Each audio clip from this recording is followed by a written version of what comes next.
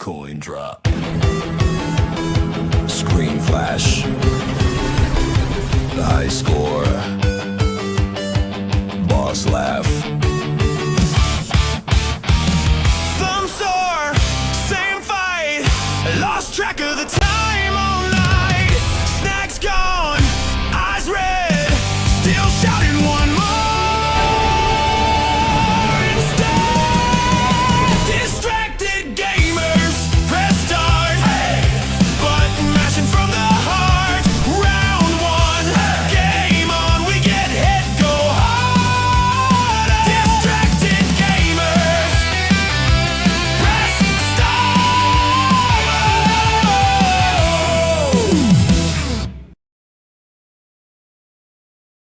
Well, we have a full house. Yeah, the two main characters are here, so we can start. Yeah, the pro tags have arrived. You might be asking yourself, where are the other two? I don't have answers for you. Don't know. Because we're such a great podcast that the other two are so considerate that they warn us that they're not going to be here or be late. We're very professional. Extremely professional, but we have returned for the Distracted Gamers podcast. It's me and Ross hanging out, being belligerent and screaming on the internet. No, not us. Not us. You know what? Last time you were kind of quiet. I'm going to see if I can't crank you up. Perf. Oh, look who it is. Just talking about negligence from the other two, and someone comes drunkenly stumbling in.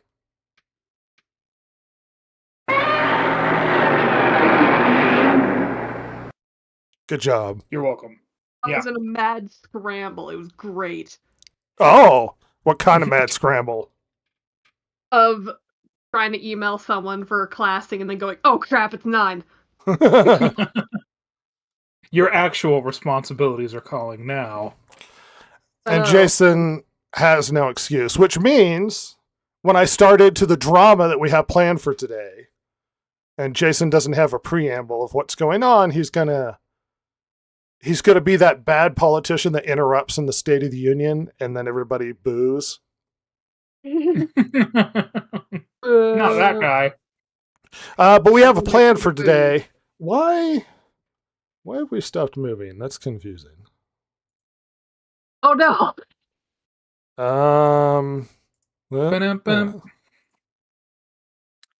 Let me do.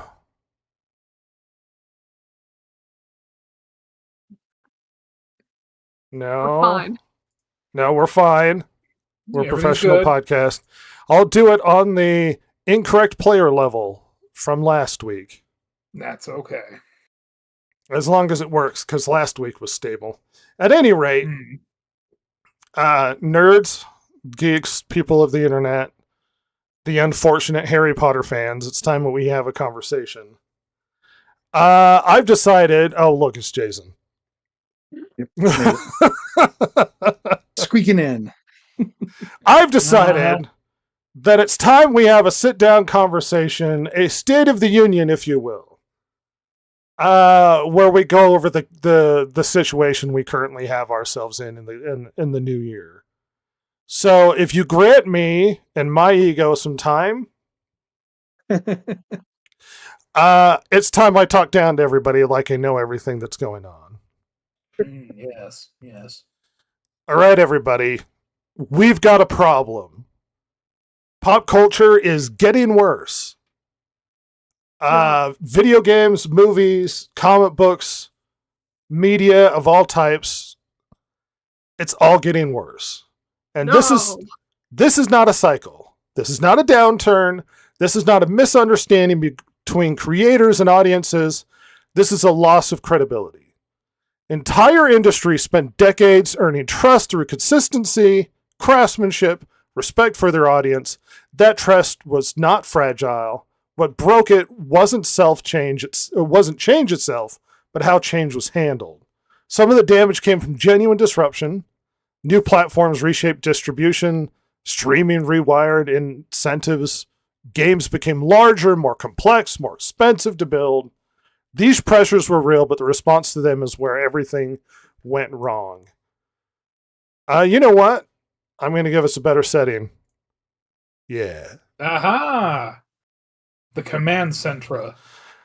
This criticism is not aimed at individual artists, all right, or teams doing their best work inside broken systems. It's aimed squarely at the decision makers who set priorities above budgets and define success, who repeatedly chose optics over quality. Instead of adapting with discipline, leadership doubled down on spectacle and messaging, budgets ballooned, timelines stretched, creative authority fractured, stories were rewritten to satisfy internal priorities rather than serve the audience.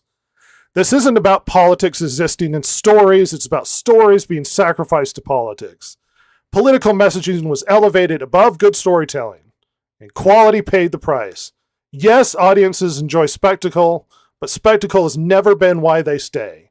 Strip away characters, coherence, and care, and all that remains is cost without value. Not every modern release fails, but the failures are no longer exceptions, they are symptoms.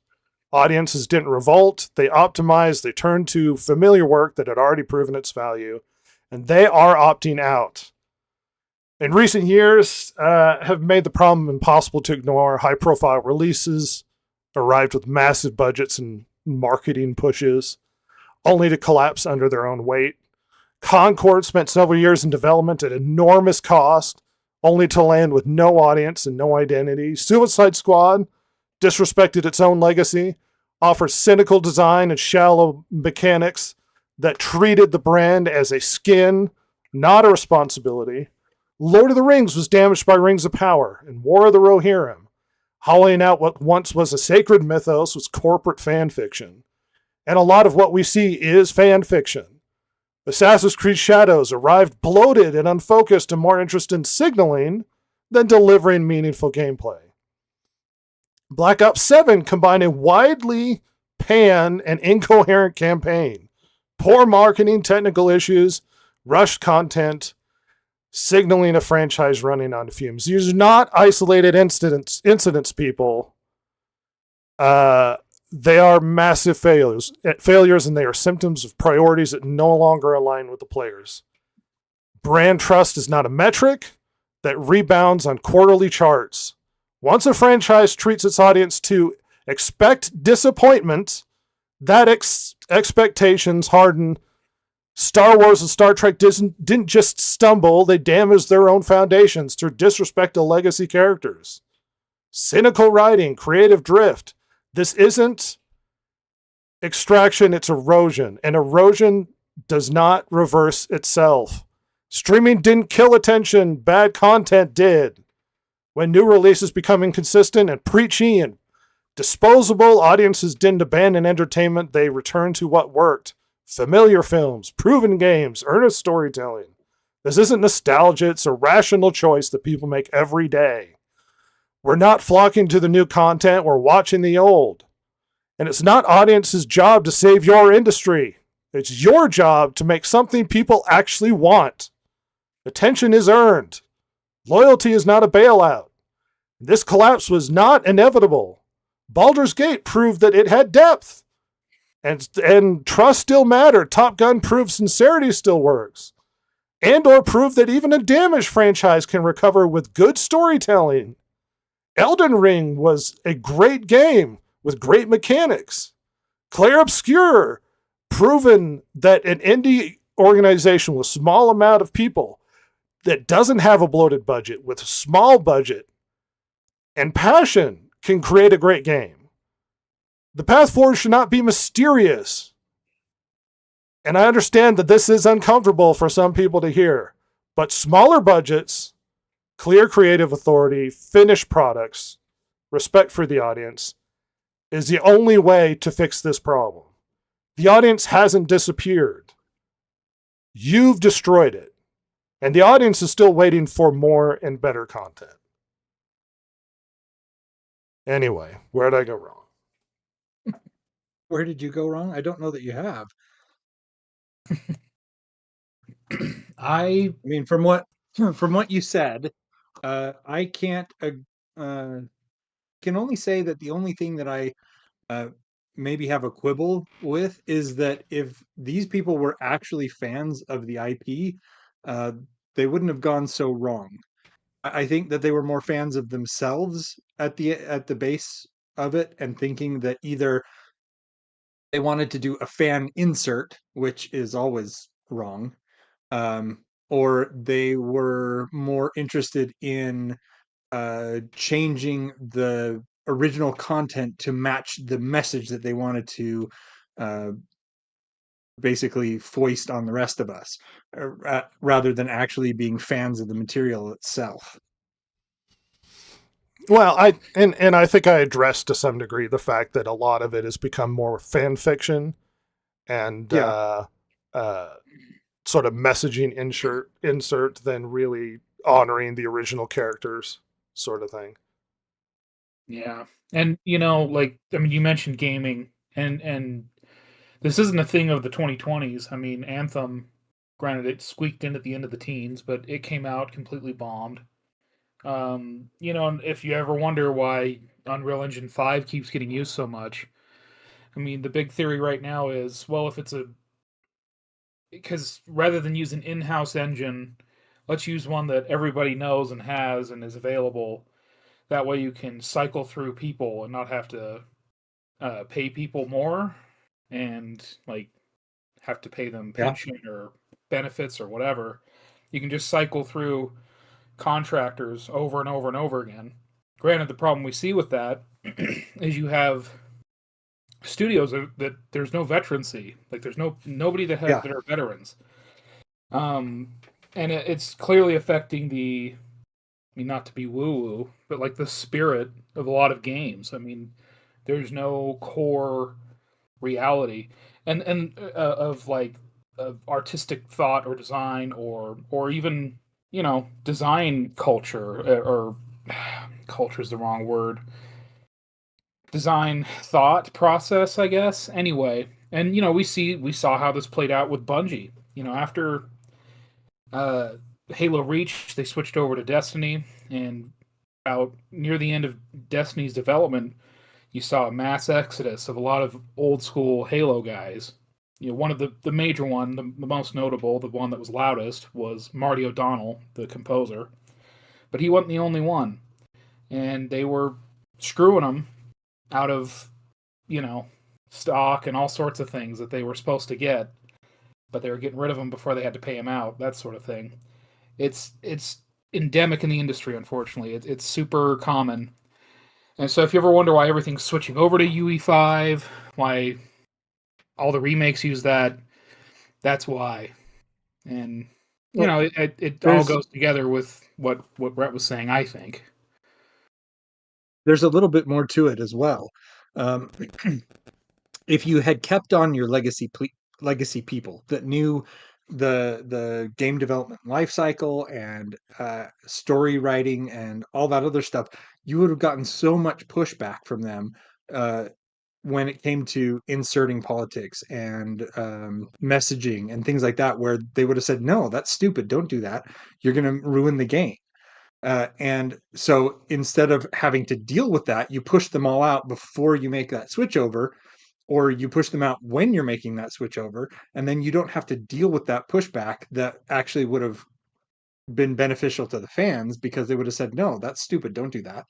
We know how this works. We're veterans. We've been through the trenches. We know how to make a game. We know how to tell a story in a game. We know how to make the game loop engaging.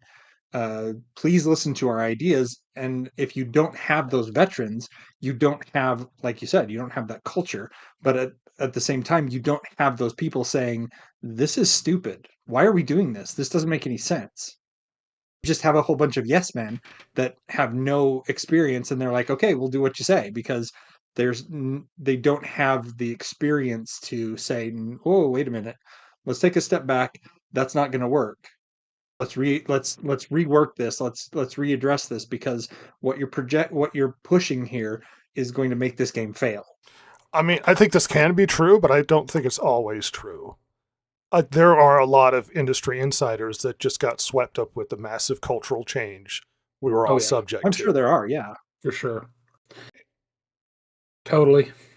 But even still, like I said, I think, and we've heard this from Hollywood too, where it's just like a revolving door of people in and out from various Yeah. studios. I mean, there's some people that stick around forever, Kathleen Kennedy. Um, That we wish would leave sooner. but like people are just moving around wherever they can get work, and nobody wants to have anyone stick around for very long. It's kind of a problem.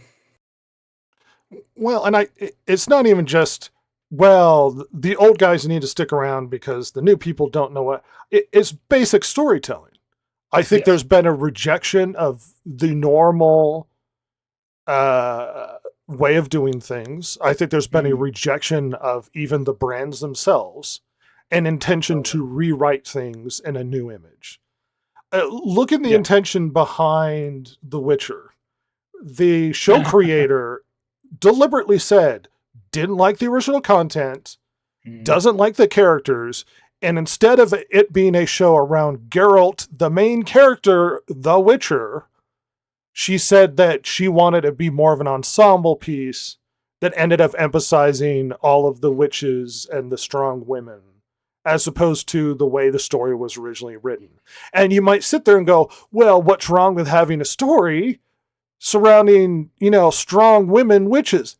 Do that, but don't damage an already established IP. It shows that you don't respect it and you don't need it. Yeah. As I said in my State of the Union before this, the problem is that they view characters as disposable and they don't actually respect the original IPs or the original characters. They just don't. They want to take something that's already established and revamp it. And they take for granted the idea that these fans will simply be there for them. They take for granted the idea that they will stick around and that they will put up with you damaging their brands. And over again, the result has been people simply opting out and leaving. They simply choose not to participate anymore. Here's a problem I've been running. I was listening to a podcast recently where there was a bunch of hype talk around Doomsday coming down the road. And that Doomsday is going to be great. It looks good. Look at how seriously they're taking the characters. And the problem is, even if Doomsday is good, that doesn't fix things. One good movie doesn't reverse the course. You've already had movie after movie, series after series, damaging the Marvel brand, that simply having a good Doomsday movie doesn't make up for it or doesn't even regain people's trust. You're going to have a pattern of success to the point where we go, oh, well, you can now make good movies. And the problem with the state that Marvel is in now is that they've damaged a lot of these characters and brands so thoroughly that even if they do pull off something with Doomsday, which I'm leaning in probably not direction, but even if they do pull off something, how do you bring back the damage you've done to Thor? Captain America, the Marvels. Ant-Man's no longer the main feature in his own damn story. How do you reverse course on some of these characters that you so thoroughly demasculinized or turned into pathetic creatures? How do you reverse course on what's happened to a lot of these brands? You're going to have to set a consistent course of success, good storytelling, and rebuilding the brand. And no one's convinced you can do that. Even if you throw hundreds of millions of dollars at a wall and pay Robert Downey Jr. $60 million to come back. Even if that movie's good, this doesn't fix anything. It doesn't make everything better. One movie doesn't fix the course. The thing is that there's a perfect example of this. If one movie fixed the course, then Guardians of the Galaxy 3 would have fixed the course. Yeah. It was good, not great, but still. I'm not saying that. What I'm saying is that we had a whole ton of bombs that came before Guardians of the Galaxy 3. Guardians of the Galaxy 3 came and was a passable movie. It was okay. It was good. It was not great. It was good. And if that was enough to fix things, one movie, it would have fixed things. We would have gone back from these are absolute trash to okay, they can make good movies again. Well, see, Not here's great the movies, but good. well, see, that's the thing. We can say this, and I'm not convinced they know that they screwed up or that they know what's going on. Right.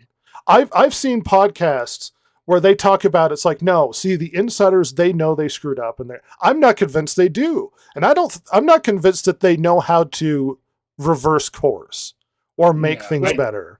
And I think more There was importantly, an article that was released recently that I read, and this is a perfect example of what you're saying here, that they don't know that they've screwed up. The writer for the failed Batwoman movie that got nuked and it will never see the light of day. She's like the main writer on on the main writer of the new Batman movie coming out. Well, If they knew what they were doing wrong, why would they put her, whose track record is abysmal, in charge of something that they need to succeed so badly? well, I don't think the director is important to them. They can No, they, she's the writer. I don't think that matters, Jason. They hired Sam Raimi to direct one of their superhero movies, and he was almost irrelevant.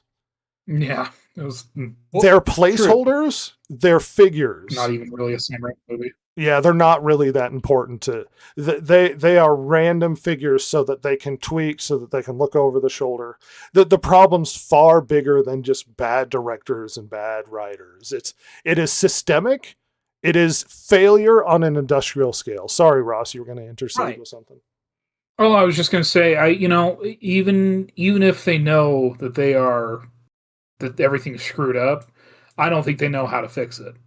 No, I think you're right. I think number one, there's probably some who don't know, because I mean, we always hear about how Hollywood is such a world filled with yes men, right? Just like, oh no, Yeah. baby, everything's gonna be great. This is gonna be the hot new thing. Everyone's gonna love it, and it's like a big piece of crap, right? Well, even let's say they do know.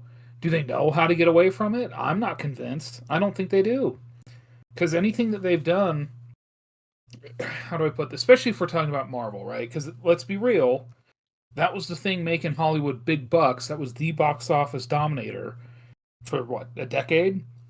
Yeah. Almost You know. period. I think Endgame is the biggest movie of all time. Or Mm, well, not accounting for Inflation. inflation. because Gone with the Wind will never be dethroned. No. But so if it feels like we're talking about superhero movies, that's why. But like the things that have worked for them are things that, when you think about it logically for more than like a couple minutes, you realize that hey, that can't work to save a whole series of what, 30 some odd films now. Things like Deadpool versus Wolverine. Hey, that was fun. It made money. Well, although we're not quite sure exactly how much, because it turns out the budget's a lot bigger than we thought. But it made money. But how can you extrapolate that into fixing a whole series of movies? How do you plan a future on Deadpool versus Wolverine? If anything, Storytelling-wise, you can't. if anything, Deadpool versus Wolverine damaged the lore more than anything. Mm. When you Well, start yeah. screwing with universes and stories and stuff, you start damaging things. Oh yeah, because I mean it's continuing off of that Loki show. Even though it doesn't take itself very seriously, it's still like, oh God, universes and Jesus, all right, And certainly, I think it brought it to a wider audience than the Loki show could have. Yeah. So, I don't think they know how to get out of this rut that they're in. I don't think they have any clue, and because how often have we heard the what was it, Marvel Magic? Yeah. Where, oh yeah, the script isn't done yet, but it doesn't matter. We'll write it as we go, and they do, got away yeah. with it. And I mean, That was like me in college. dude, that is waking up the morning, some big paper's due, and going like, oh God, I've done I that. got to get this going. I've done that. Oh yeah. And one of my favorite stories is I had a 5-page paper I had to write that I read the book and wrote the paper that morning and turned it in, and I got an A. And the worst part is I didn't learn my lesson. And it feels like that sort of Marvel strategy is Yeah. just do it as Yeah. you go. Yep. Write the paper as you're handing it to the teacher. To the point where they have come up with adorable little euphemisms. Because, I mean, traditional thinking, which is probably correct, is that if you start this movie without the script finished, you are screwed. This is Yeah. going to be, you're going to have a really hard time not having this be a disaster. Like, you are flying by the seat of your pants and pulling up at the nose at the last minute. But they got away with it so much. Now it's, oh, we're just plussing. We're plussing the script as we go. To the point where they're not pulling the nose up and they have to come back and do extensive reshoots Yeah. for movies that end up losing hundreds of millions of dollars anyway. Yeah. So it's just absolutely ridiculous. They've Busted trained out the themselves into gate. these bad habits. Busted out the gate, and then they have to spend hundreds of millions of dollars to potentially fix it, only for it to end up bad anyway. Yeah, to be, Yeah. I mean, at best, like less than mediocre. At best. At best. Well, I would like to at least direct the conversation towards the problem that they seem to have a fundamental misunderstanding of the brands they're using. And it doesn't even have to be Marvel or Star Wars or Star Trek, which is the big conversation right now with Star Trek Academy coming out. But it's also these video game franchises. Black Ops failed because they don't understand why Call of Duty works or even Black Ops works. And they're constantly trying to either recreate or reinvent, or you know what worked? Hey everybody, we know why Battlefield is fun. Let's just come out with a Battlefield that's fun. Hey, it works, shockingly. Yeah. Guess what Black Ops did? A big part of our campaign is existential, and we're kind of inside a guy's head or whatever. And it's like, what is this? What are we doing? We don't How know. many times have we heard these directors and writers and all that other stuff basically come out and say, "Yeah, I wanted the actors, the writers, whoever's involved with this project, I wanted them to not look at the source material. I wanted them to be ignorant of the source material." And it's like, you realize that there's a big flaw in your thinking right there. That's almost the biggest mistake you can make adapting any IP. It doesn't have to be nerddom. It can be um, Jane Austen for all I care. If you don't actually have people who are looking at the source material and adapting it for the people who loved it to begin with, then this is an ego trip for you. This is an ego project, not a project for anyone but you. Well, and I guarantee the argument is, well, we're making something new and we don't want to be burdened by expectations of what happened before or blah, blah, blah, or the original stuff. Here's the problem, though. You could say to your actors, don't read the source material so that you aren't trying to steer it in a way because we're trying to do something new or different. The audience read the source material. Yeah, exactly. So even if your audience actor read- isn't willing to carry it forward accurately or honorably towards the original source material, the audience knows. And those are the people you need to convince. Well, see, that's something that we pointed out over and over and over again, is that the audience fell in love with the source material. That's what they want to see when they're going to you for whatever your grand vision is that you're putting out for us, for the consumers. We want stuff that is reminiscent of at least the source material. We don't want you to go off on your own and do whatever you want. You do that on your own time with your own IP. Yeah, and I mean, it's baffling that they'll spend money on IP, rights to IP. And, we've Seriously. said this a million times, but like rights to IP to then just completely not follow it in any way and just assume that the people who like the IP will come anyway. And I'm sure they got away with it for a while, for a little bit, or it didn't matter and it was a success enough. But like, eventually, people are going to have enough of that, and they're just going to learn, like, no thanks. Yep, exactly. Well, and this seemed to me as I sat down, because I was sitting here reflecting on Star Trek Academy, and I was sort of writing out my thoughts, and I started to realize I was doing sort of a state of Star Trek. And at some point, it just ended up me going over the same systemic problems that exist in the industry as a whole. And I was like, well, we need to have our year State of the Union where we sit down and we discuss that these are problems that there is no intention to fix. And a lot of them seem to think that these problems can be fixed through like clever marketing or witty dialogue or well, that was a bad one, but we're excited for the new one. And it's like, you need to understand that there's a problem at ground level, that there is a problem from the ground up. It is the people making decisions, it is the people who choose where the funding goes. It is the inflated budgets.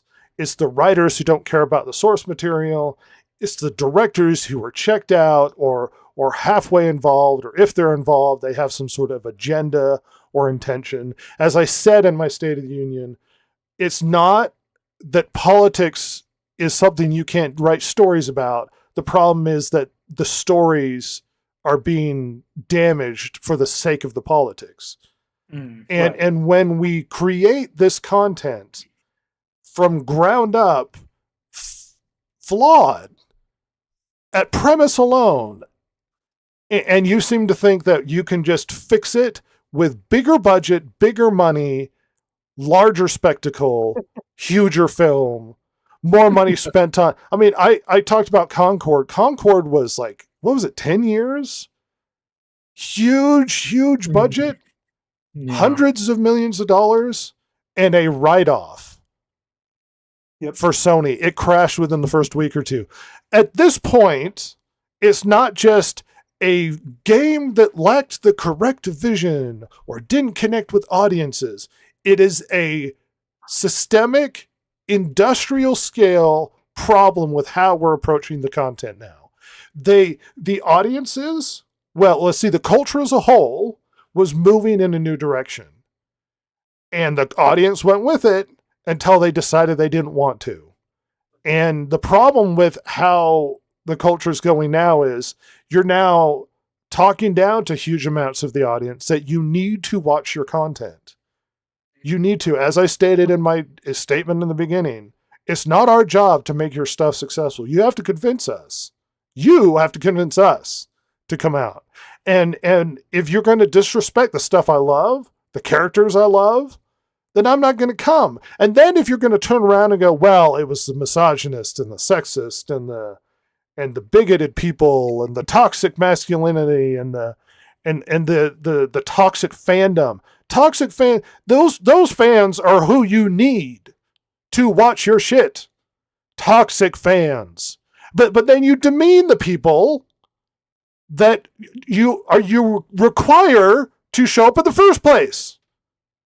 So how is this my fault now that you spent too much money on a brand that you didn't understand because you don't know how to write and you don't know how to manage your own properties? You've damaged some of these brands beyond repair. How do we fix Star Trek now? Star Trek is so beyond broken, you would literally have to just set on fire the last how many years of Star Trek and start brand new for it to be fixable at this point. We have abandoned it.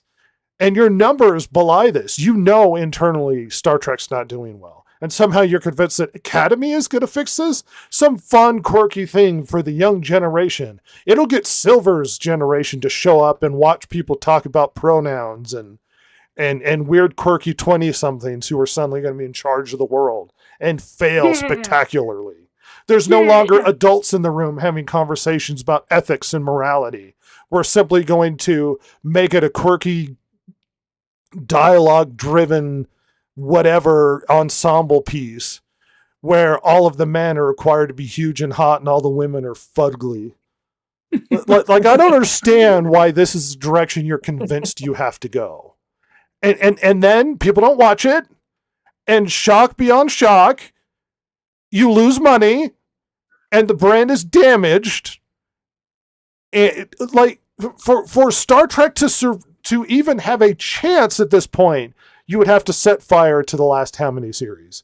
Discovery, Yeah. Picard, all of them, all of the recent, all of those series have to go because they are fundamentally broken at the ground level. They misunderstand what Star Trek's supposed to be. They misunderstand fundamentally what Star Trek aims to be, and you're turning it into something it's not. And this is why people hate it, and they hate you for doing it. And somehow you're going to demean me for not participating. Well, it's not for you. Clearly, it's not for me. It's not. This is one of the other things that is a huge problem when they say this wasn't for you. I beg to differ on that. The thing is that they're saying this isn't for you, but obviously it was because they thought that they were doing something awesome for the fans and that we would come flocking to this garbage that they're shoving out for us. Uh, Otherwise, if they thought that only 10 people were going to watch something, it would have been killed in production. It never would have gotten to that point. But they figured, oh, this is Star Trek. All the Star Trek fans will come running. They'll love this. Even if it is aimed at a younger audience, we'll still get the older people because they still want Star Trek. And then when it crashes and burns and they say, oh, it wasn't for you, it's just reactionary. I'm convinced to They're some trying to degree. justify it. I'm convinced to some degree that Guardians of the Galaxy is actually broken a lot of modern movies.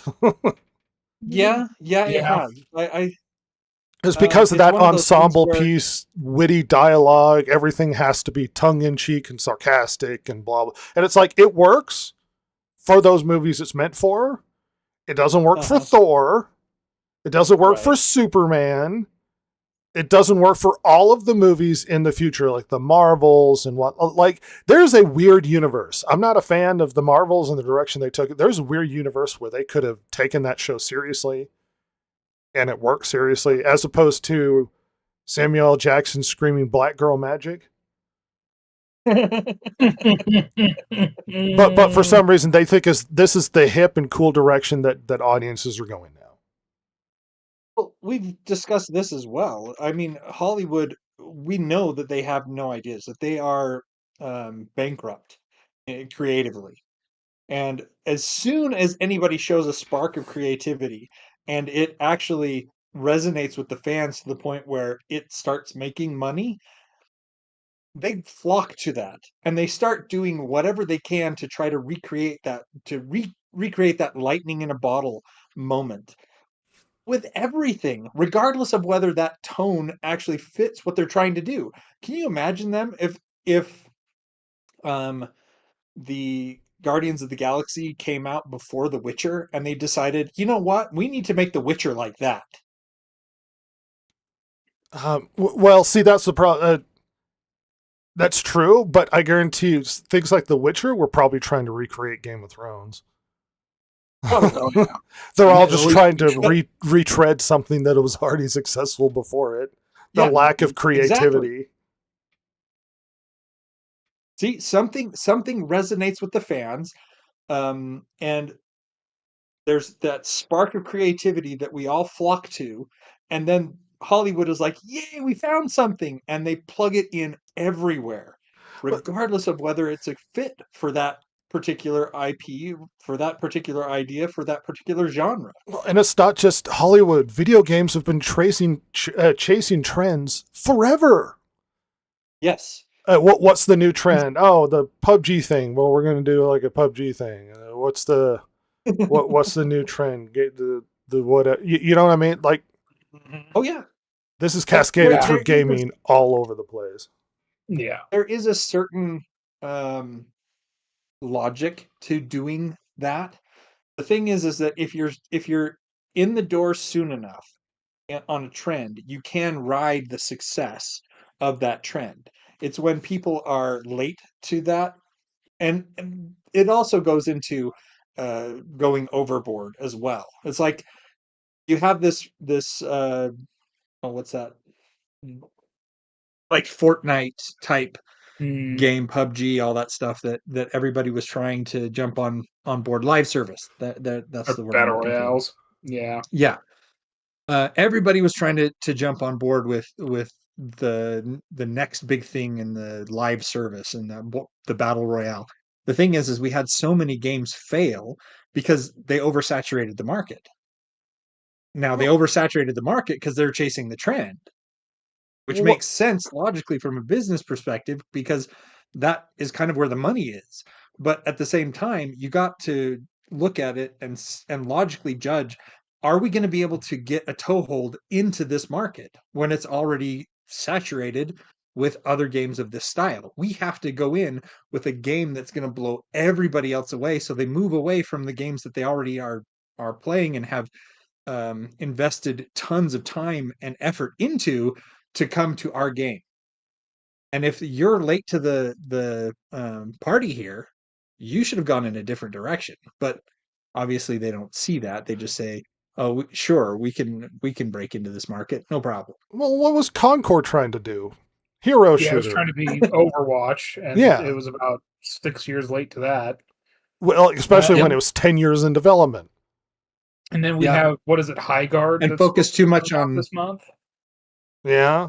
Extraction shooters. And we're going to get a lot of repeat copies of like Helldivers now. oh Mm. yeah, oh yeah.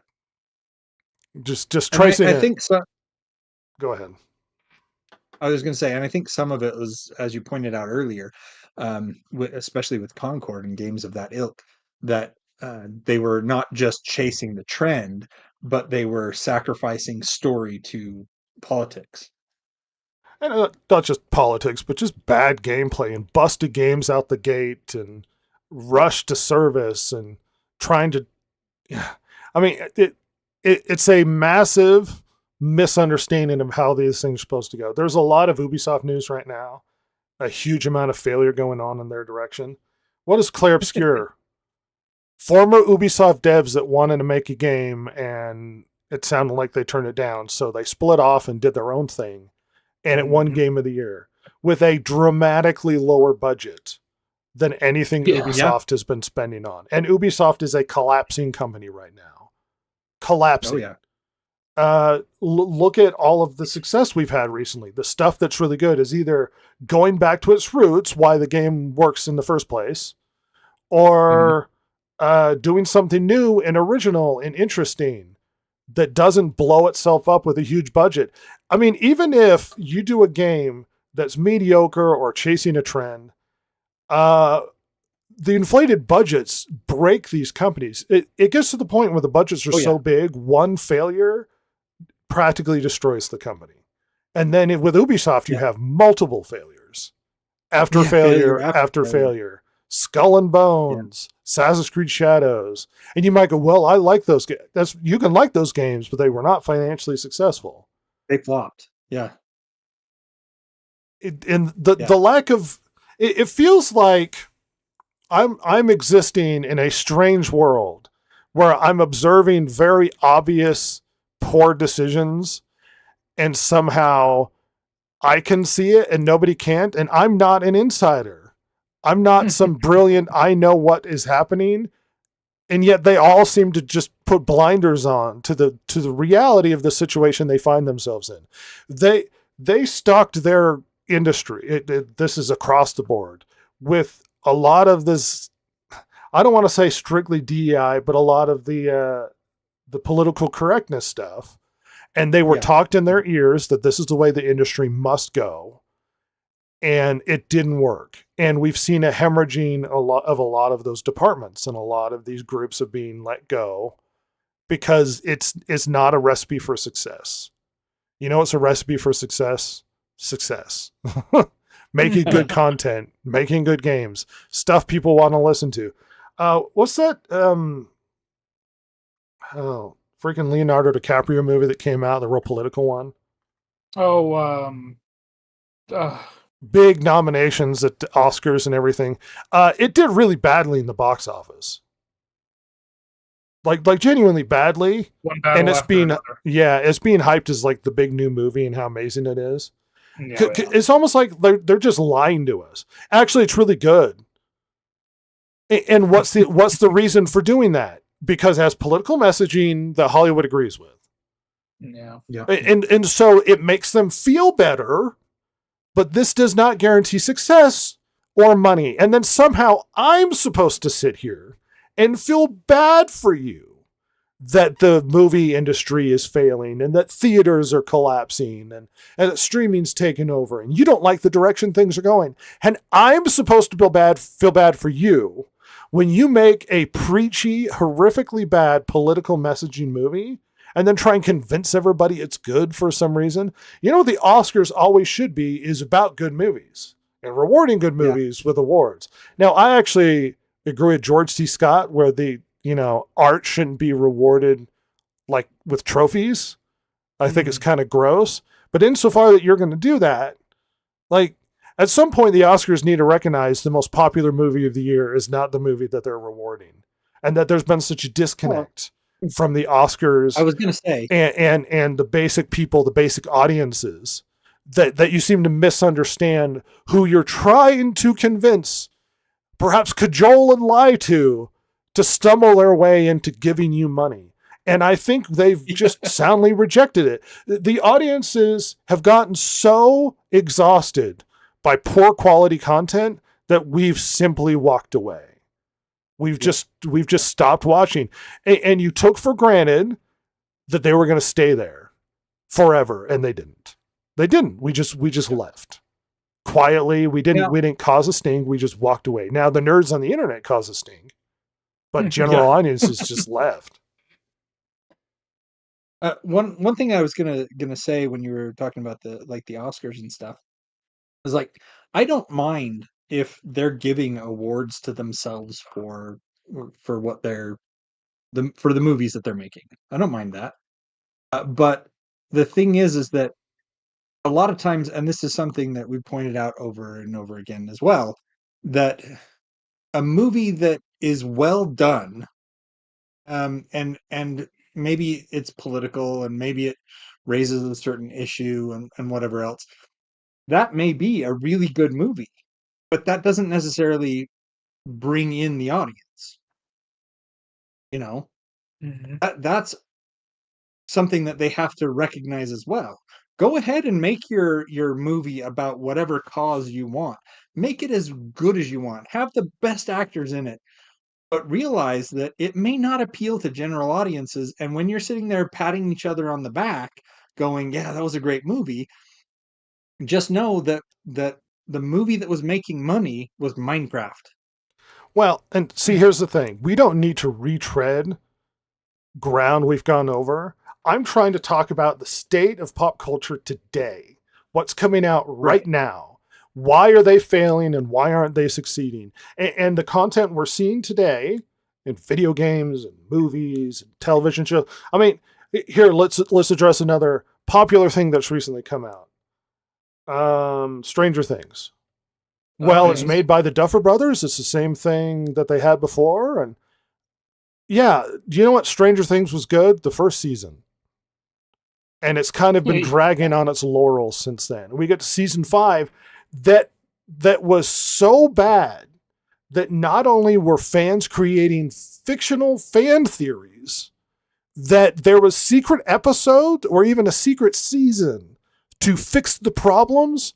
Fans who were so obsessed with the series going out online saying, "Do you think they're so stupid that they would leave it like this?" Because they couldn't accept the fact it was bad. It was just bad.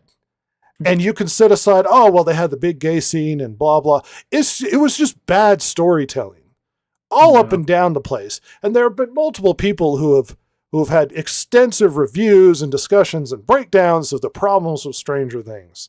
But it cannot be understated that even the hardcore fans were trying to fabricate reasons as to why it wasn't successful, that there were fake episodes out there. And you might address with the Duffer Brothers, oh, well, the Duffer Brothers have been there from the beginning. I'm not convinced they knew how to end it. They said they were writing That's the very ending possible. as they were making it. Isn't this something that you Um, should do more than one draft in? Isn't this something that you should spend more time on? A show of such profound proportions and importance to a place like Netflix, winging it at the last minute, people putting undue confidence in you. I mean, it feels very similar to the problems that existed in Game of Thrones. You get to the final exactly. season, they're checking out, they really don't care about how to end it. And then here we go. Well, It was so bad that SNL made fun of it. The left leaning comedy show made fun of the end of Stranger Things. that's hilarious. I mean, I was going to point out the parallels between Game of Thrones and Stranger Things as well. It seems that um, that too much right now is going into the start of these headline series or whatever you call them, and not enough is going into the planning of the series. You said it yourself. There's too much. We'll figure it out while we're making it, rather than no. Let's get it all mapped out. Let's have an outline. Let's have the major story beats nailed down. Let's figure out how this is going to start, how this is going to end. We need that end goal to build towards. We can't just get to the end and say, okay, now what are we going to do? That's not working for you. Obviously, it's not working for you. It hasn't worked for you. I mean, maybe once or twice it has, you've been able to pull it out of the fire at the last second, but that's not a winning strategy, people. Look, there are a lot there are the problems that exist in the industry today, and it's multifaceted and Oh yeah. more than one can surmise in one big rant on the internet. But as I looked over poor content being released, bad games, poor storytelling, bad directing, and then you see articles with James Cameron lamenting the state of the industry, and people in Hollywood nervous about the direction things are going, and major game companies failing, like established brands who have been around for a long time failing. Warner Brothers has so much debt. Warner Brothers, a foundational American cultural company, has been around for years producing content that, you know, that brand is going to be very important for a long period of time, is going to be bought out by Netflix. Yeah. Um, Yeah, Warner Brothers is one of the few studios that made it out of the golden age. I mean, there's studios that at the time were juggernauts, RKO. Who knows about RKO anymore? well, yes, but It's gone. the shakeup today is unfathomably huge. Oh yeah. And it's hard to say where we end up. Now, to be fair, we had huge, once again, we're retraining ground in my statement, if you paid attention at the beginning. But we're looking down the road of an industry that's changing because of the advent of streaming. Yeah. And the previous industry doesn't know how to adapt. And on top of that, they're making bad stuff. They're just making bad stuff. Yeah. Yeah. One thing that that occurred to me as we were talking, we still have some industry insiders, you know, that have been around for years. Steven Spielberg for one, off the top of my head. Yeah, he's been bad lately, but yeah, James Cameron, some of the others that have been around forever. One, it makes me wonder how much meddling the studios are doing, and how much power the directors are ceding to the studios, and how much how much of the politics the directors agree with, because at this point, there are so many problems and they're so deeply rooted that one, you're going to have some very brave people to do anything about them. And it's almost like you're going to have to set off a nuke, just raise everything to the ground and start over, because the problems are so deeply rooted, and they're spread through all the levels, basically, in the gaming industry, in entertainment in general, that without some sort of massive, massive shakeup that will basically destroy these industries overnight, Well, there's the, almost nothing that you can do in the short term. This is going to be a long term thing that we're looking at 10, 20 years down the line, that we might get back to something that is decent. it's not getting fixed. Part of Yeah. the big reason why we had a big response to Zachary Levi is because his contention was it's the producers and these big Hollywood people that are stymieing real creativity and blah, blah, Yeah. blah. Creativity sucks, dude. Yeah. Your Yeah. creativity sucks. You can't make good movies. Now, I'm not talking to you personally. All right. But I don't think Hollywood can create anything good now. I don't think No. they know how to write. I don't think they know how to tell stories. I think it's not the evil corporation. It's not the stupid businessmen. It's not the producers. It's not the directors. It's not just the writers. It's not the actors. It's everybody.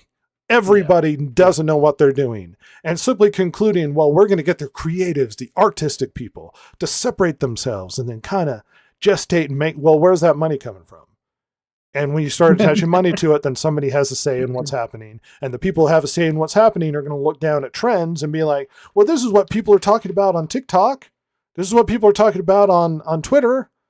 They're really into the pronouns. They're really into the identity stuff. They're really into the politics. And suddenly you try and make content to attract current political drama happening, and then half the country walks away.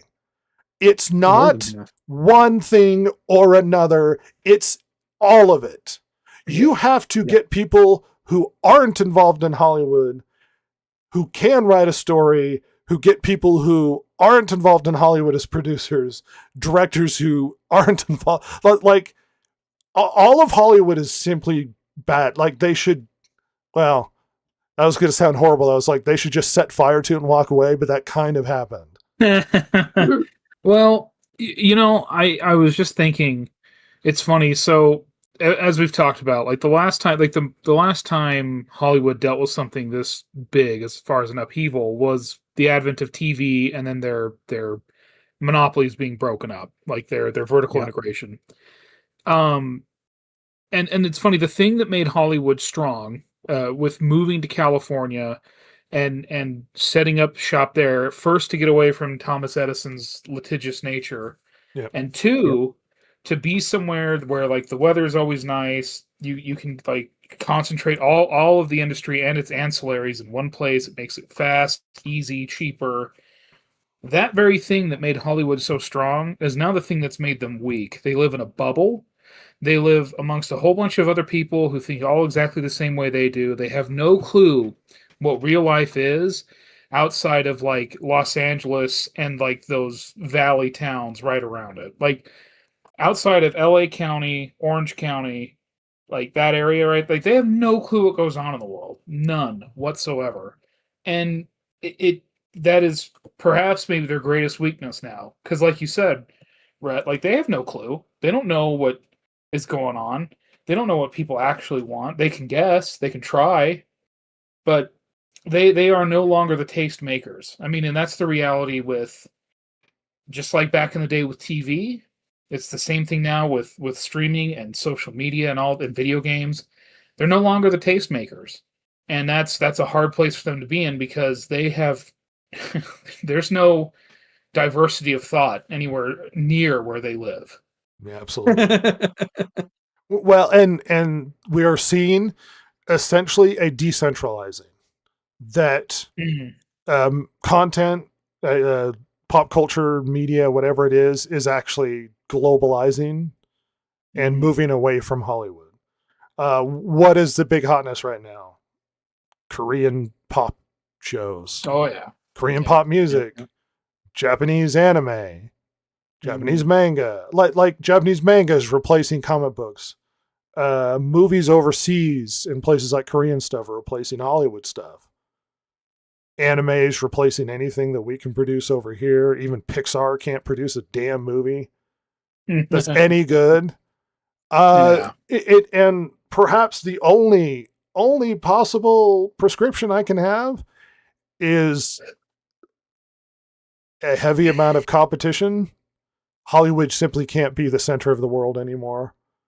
They have to be able to make stuff to compete with the rest of them. And what is essentially happening is people are making logical, reasonable decisions and moving to stuff that they like, and it's not being produced in Hollywood or even in this country and under this umbrella. Yep. They're moving to other stuff. There's been good stuff to come out of India. Mm-hmm. Europe's still kind of under the Hollywood yoke or whatever, but I mean, Yeah. Claire Obscure got out underneath the thumb of Ubisoft and made a game, and it was great. Mm-hmm. And that's more or less what's going to have to happen is these large institutions that had a stranglehold on media are simply going to have to compete or die, and they seem to be choosing the latter. Actively choosing to die. Yeah. Just pass away into that good night. Yep. Now we need a more youthful gynocentric perspective. So Silver, Oh, Yes, what? look within yourself. Think about how you feel about pop culture today. Don't regurgitate my opinion, and come up with an idea that you think, from your perspective, is the problem. Go. Gosh. The problem is those millennials, am I right? hey, wait a minute. Screw those people. Forgot you're all millennials. Yeah. No. Jason's Gen X. So, there you go. Yeah, screw Jason. That's his fault. You're the problem. Silver, you got this. Oh gosh. Every single point I had was basically what you said, so give me a minute. No, you're fine. Coming up Are you Googling an answer? good. That's a great Asking idea. ChatGPT. ChatGPT. Oh ChatGPT, wait. what's my Let's see opinion? what ChatGPT says. Oh no. Okay. Lord. What You, is you know what? the Doing a gimmick problem? where you ask AI a question does not replace your personal opinion. That's very Gen Z of you, though. That is very Gen Hold Z of on. you. Oh, yep. Mm-hmm. Oh, interesting. Oh my gosh. Good Lord. Okay, here we go. Short answer. Here, let's go pop back to the culture street for isn't this. Broken. It's over optimized. It's not over optimized. We're optimized. It is not. Oh my gosh. It says number 1, the algorithm brain ruins everything. Or music, movies, or TikTok trends. Most of it is designed to please an algorithm, not a human. What the heck are you talking about, ChatGPT? Whatever it wants. Everything is branded, culture's fragmented, irony, exhaustion. Okay? It just says a meme of a meme. You know, this doesn't replace your personal opinion. I know it doesn't, but it still didn't give me any ideas. Well, in that vein, it's in the news now, but it's kind of relevant to what we're talking about right now. Old Matt Damon and Ben Affleck showed up on the Rogan Experience, which is technically what it's called. Anyway. And for two people on the inside of Hollywood, they had very interesting prescriptions and coming to terms sort of in that discussion with the problems in Hollywood. And they weren't entirely wrong. Now, they were correct about a lot of stuff, but they didn't address the fact that the over politicization of all media. But they did have some very good points. Yeah. And one thing they made it's like a bank robbery something movie on Netflix. Mm. And in the contract when they made the movie, in the contract it stated that they needed to restate the theme of the movie 3 times. And the reasoning for that is because a lot of people half watch or watch on their phones and aren't paying attention. So they need to have to reiterate the sort of the point in the movie so that people remember because of our low attention spans. And this is in the contract with Netflix. Great. That's that's nice.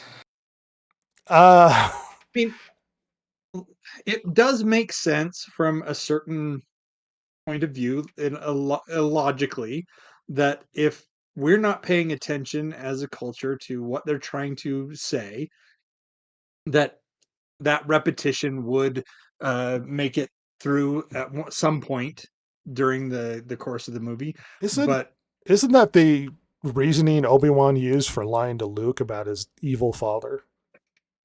Probably. Well, I didn't lie to you from a certain point of view. Technically, Darth Vader killed Anakin. Oh. I certainly didn't leave him for dead in a lava field or anything. I don't know why you'd say that.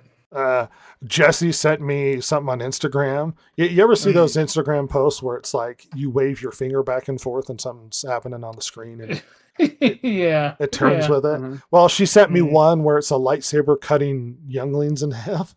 No, my God. Oh, no. Oh. That's so sad. I super derailed Jason's point. Hopefully you got it out, Jason. Yeah. Well, the thing is that from an insider's perspective, they're explaining what they see.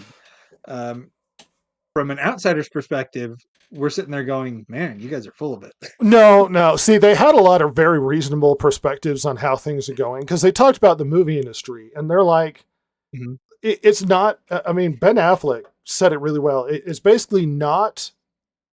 It's not an unreasonable perspective to look at movies and go, movies cost a lot now.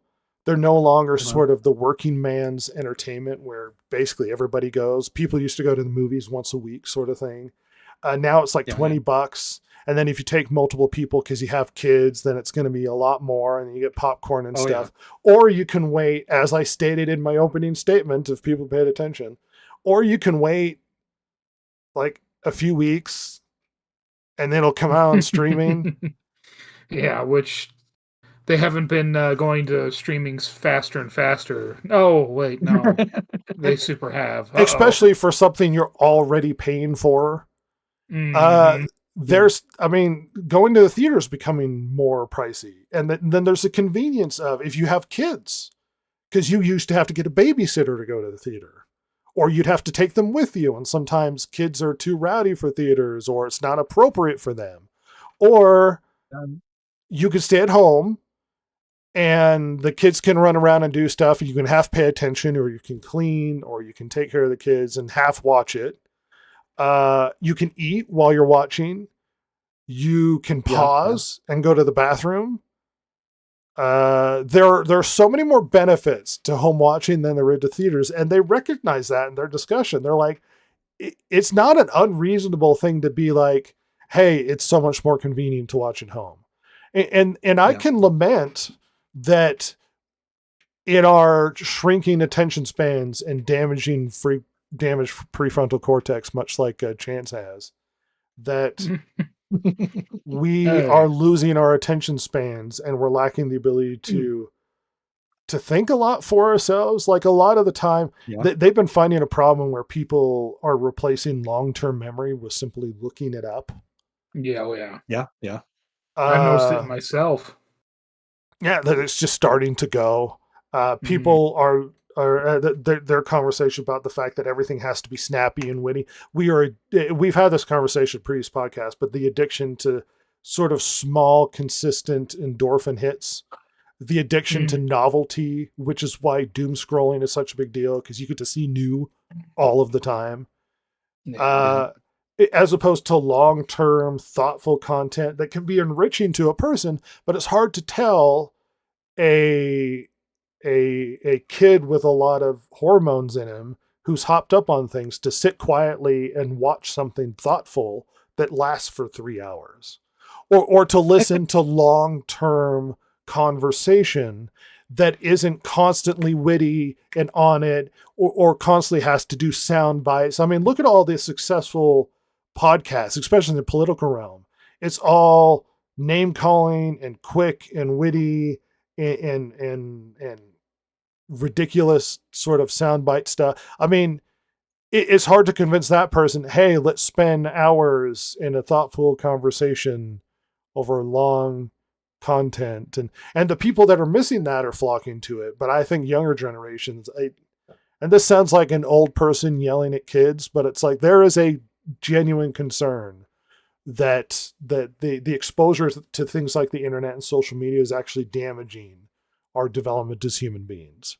Yeah. And that this might actually have an effect on our viewing habits and our video game habits, and why some games might be more successful than others, not to excuse bad writing, but technology and how we're evolving is also a major concern. Yeah. Lack of attention span. Anecdotally, so my wife and I went to see Fellowship of the Ring years ago with my brother and sister-in-law, and we got there and we were sitting there waiting for the movie to start, and there was this lady there who had brought her daughter. Now her daughter was maybe 2. She was really, really young. And I don't know if the other people were kind of giving her the side eye or what, because she looked around at the rest of the people and says, "Don't worry, she'll fall asleep within the first 10 minutes." It was pretty funny. But yeah, I mean, I went to see Holes with my family. Well, at the time we only had one child, and I didn't really want to see the movie. It wasn't anything that I wanted to see, but we were going with some of my wife's friends and their kids. And so for me, when my daughter started acting up, I could take her out into the lobby. That was a happy occurrence for me, because I really didn't want to see the movie anyway. But yeah, the thing is that, like you said, it's gotten to the point where I'm already paying, what is it? Netflix is like $20 a month now, to stream movies conveniently whenever I want to my home.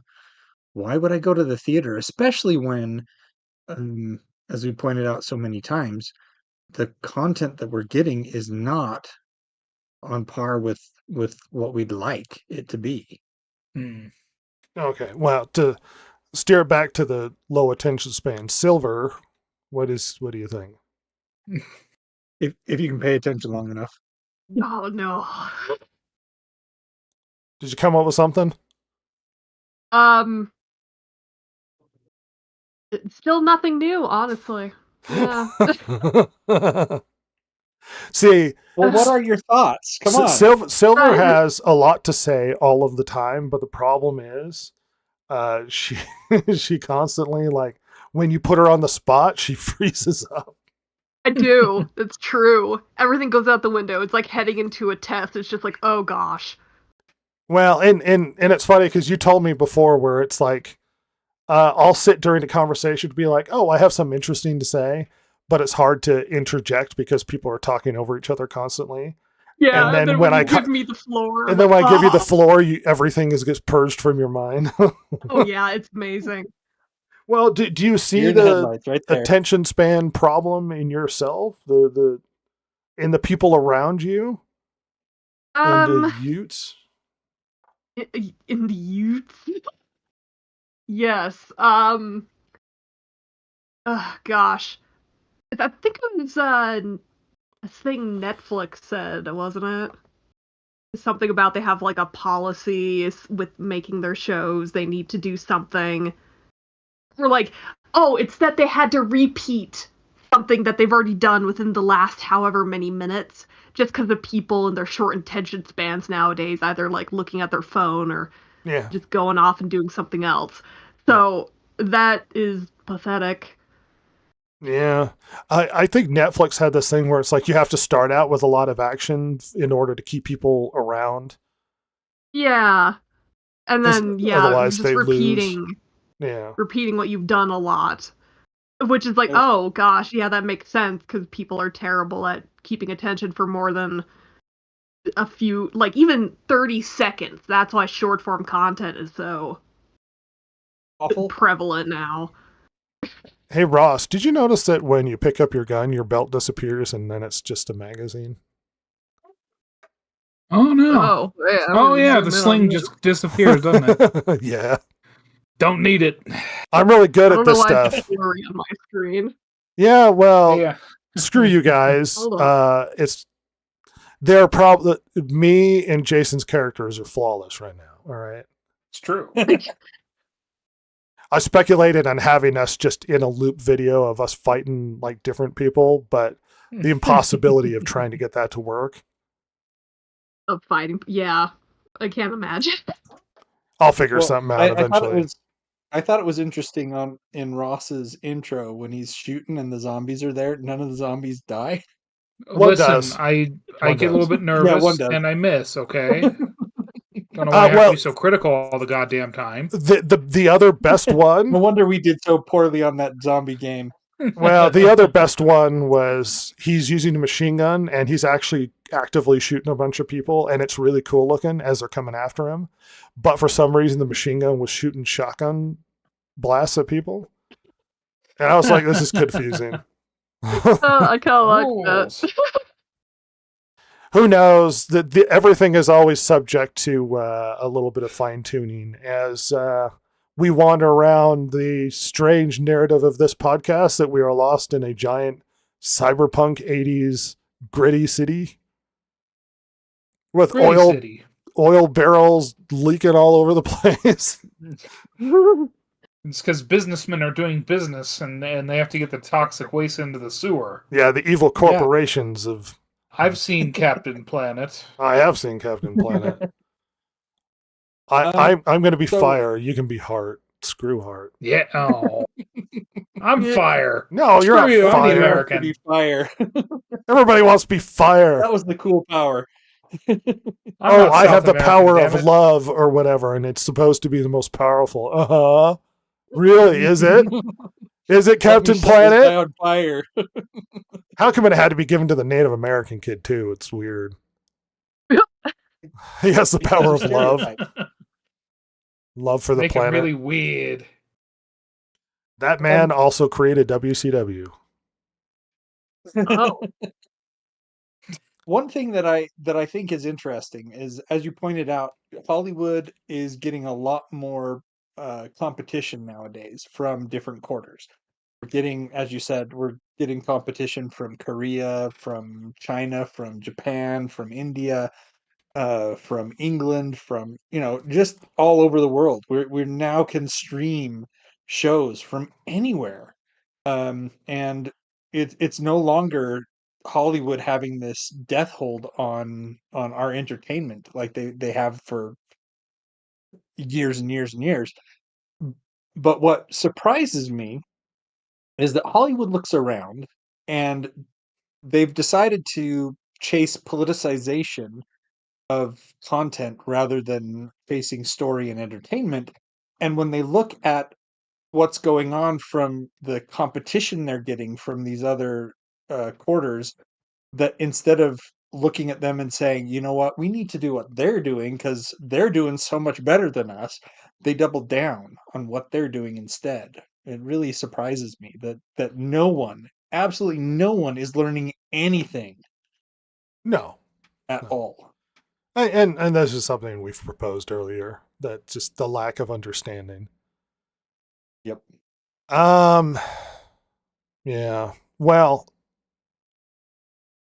talking about, look, not reiterating previous conversations, prescribing the problem now and what's happening now and where we're going forward, what is the state of the industry now? Short Death Spiral? okay. Deep and painful contractions. It's going to get smaller and more broken up. Contractions. What are we giving birth to a deformed creature of? Yeah, it's called the new Ugh. Hollywood industry, baby. It's going to be gross. But I think it's already here. yeah. I think at this point we're experiencing hopefully its death throes. all right. Well, look forward to the State of the Union a year from now at a vague date when I get really upset at everything that's happening. I'm sure this year will be the Yeah. year they turn it all around, Red. It's going to be a banger, everybody. It's going to be a Hollywood red had a letter New Year's year. resolution, and they're gonna do better. Yeah. Imagine multi-billion-dollar companies sitting down and being like, "We're going to do better, everybody." Those awkward meetings that everyone just hates. Yeah, Especially when you know everything's going badly. just weird. The like, billboard that they're like, oh, let's get in a whole movie, but in 30-second chunks. We can do this, guys. we could do this. Doomsday, but you watch it in TikTokifying a 30 film. seconds, Yeah, 30-second intervals. whole movie, just 30-second intervals. Oh my gosh. Gotta keep the attention. Brilliant. It's possible. News up. News Up Online. This is the Distracted Gamers, connecting you now.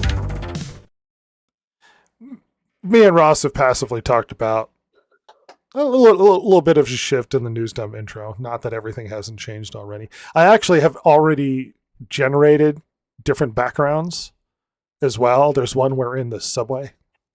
Ooh. Do we see somebody get stabbed? We can, if you like. We'll just I'll have like Mickey Mouse in the corner stabbing a guy. Oh my lord. I'm That just would shooting really up a get Disney down on us. no Parody. fine. Also, we're too We are small for them protected to under the law. notice.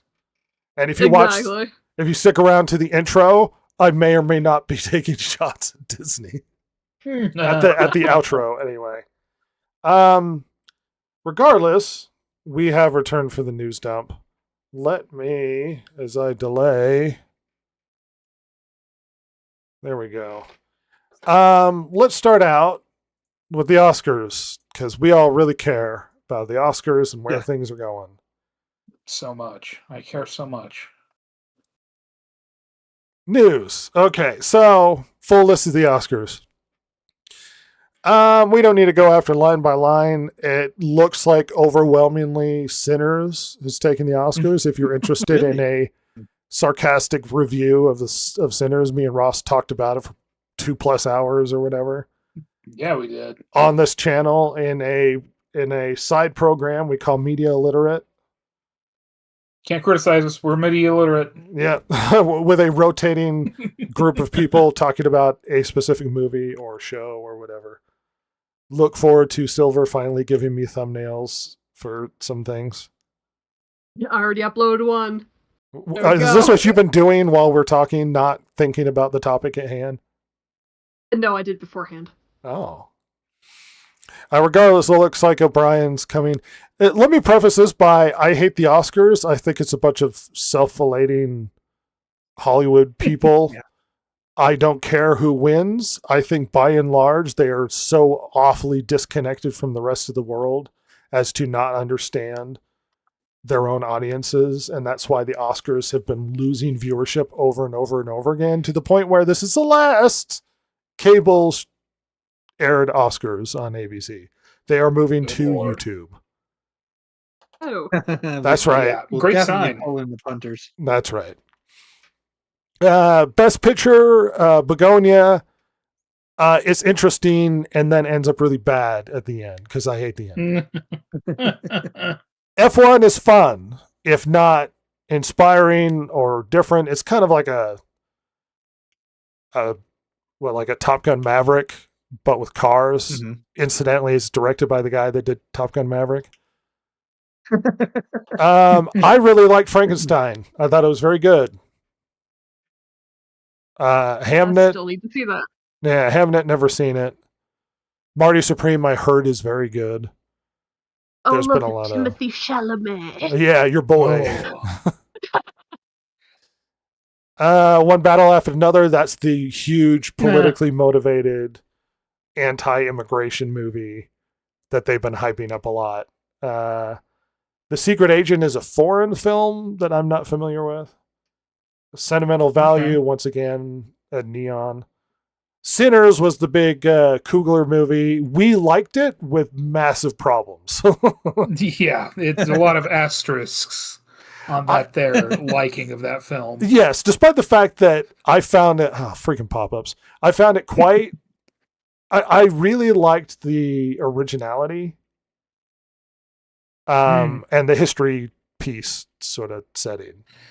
Yeah, the beginning part of the movie, the cinematography and just the look and feel of the movie is really, really strong. It's awesome. Great. Yeah. It has too many endings, and also, I mean, can we get into it a little bit? Yeah, if you want. A movie that is basically a rehash of From Dusk Till Dawn getting this many nominations is outrageous. Yeah. I mean, which I'm not even blaming Sinners. I'm not blaming Ryan Coogler. That tells you how god awful this year was for movies.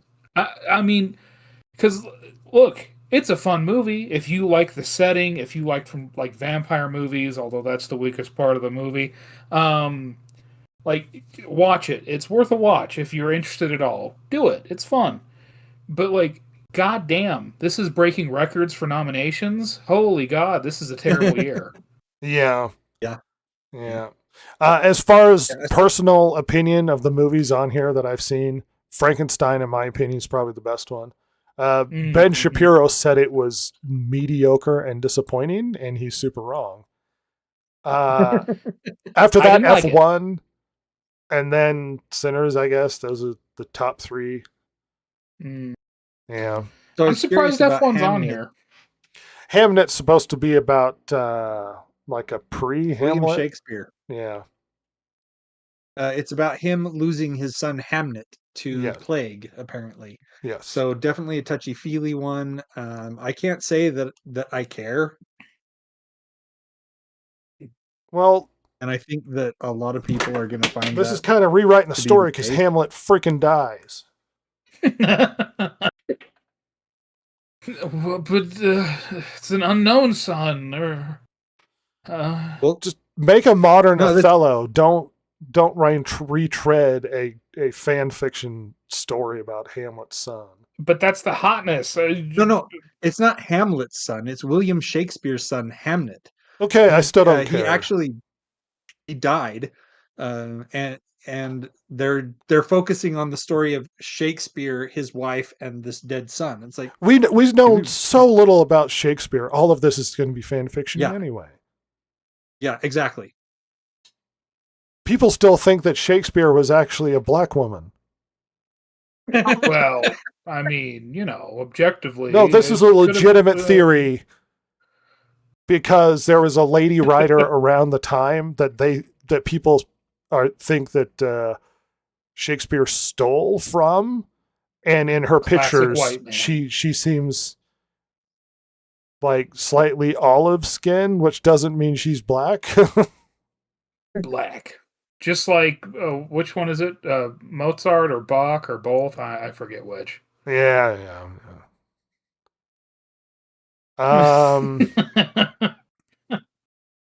Hamnet, best director, blah blah blah. Of these movies I've seen, I guess Ryan Coogler. Yeah, God. Is Weapons nominated for anything? No, and apparently, despite being dominant in the last Oscars, this time Wicked is almost entirely non-existent Hmm. Wow. Because Weapons, best supporting actress. Weapons. Oh, for Gladys, huh? Amy Madigan. Amy Madigan. Mm. Yeah. Yeah, Wicked was pretty dominant, at least present with a lot of stuff. It is almost non-existent. Well, and that's the problem. The second half of the Wicked story is the worst part of Wicked. Yeah. Plus, everybody had a chance to get weirded out by the actresses being strange and bizarre. Really? Yeah. Elio is nominated for Best Animated Feature. Are you kidding me? What about K-pop Demon Hunters? Yeah, K-pop what Demon about Hunters is Chainsaw on Oh, there. there it is. There it And is. so It's is on there. Zootopia 2. I mean, Oh. as far as popularity, Zootopia 2 is the most popular. K-pop Demon Hunters would also be very competitive in that. I think it's just because they had that little animated shows this year. Come on, think of any others other than those. I can't. Well, is Chainsaw Man on that one? I can't It should see. be. It was hugely popular in the I theater. was Oh, gonna yeah, say it it was. made more money than Elio. It did. What? But you don't want to have a show about a guy who merged with a demon with a chainsaw coming out of his head who's horny for his boss. Why not? Well, there is that, but there's also the fact that that's probably because it's a Japanese studio. I don't think they're I think they're beyond past that now. honoring Japanese studios at all. I think it's Yeah, just the but that would content fall was under the- rude. Well, that would fall under foreign, as No, but- opposed to But the These are all- Oscars is over with that now. Ever since Yeah, Parasite It's not a won. thing. Yeah. Little Amelie is a foreign. I guess so. Yeah, it's not a thing, Jason. Best documentaries, yeah. The Oscars look like they're just going to suck overall, and I really don't care who wins or loses. Just like most people don't care about the state of the Oscars coming down in the future. And if you care, Oh. please tell us in the comments Speak how for much yourself. you care about whether or not a multimillionaire receives an award and is filleted for how good they were in a film that nobody saw. Right there on stage. Hey, everybody, remember, the Oscars was created by Louis B. Mayer to keep those actors in goddamn line. Well, the Razzie nominations have come out.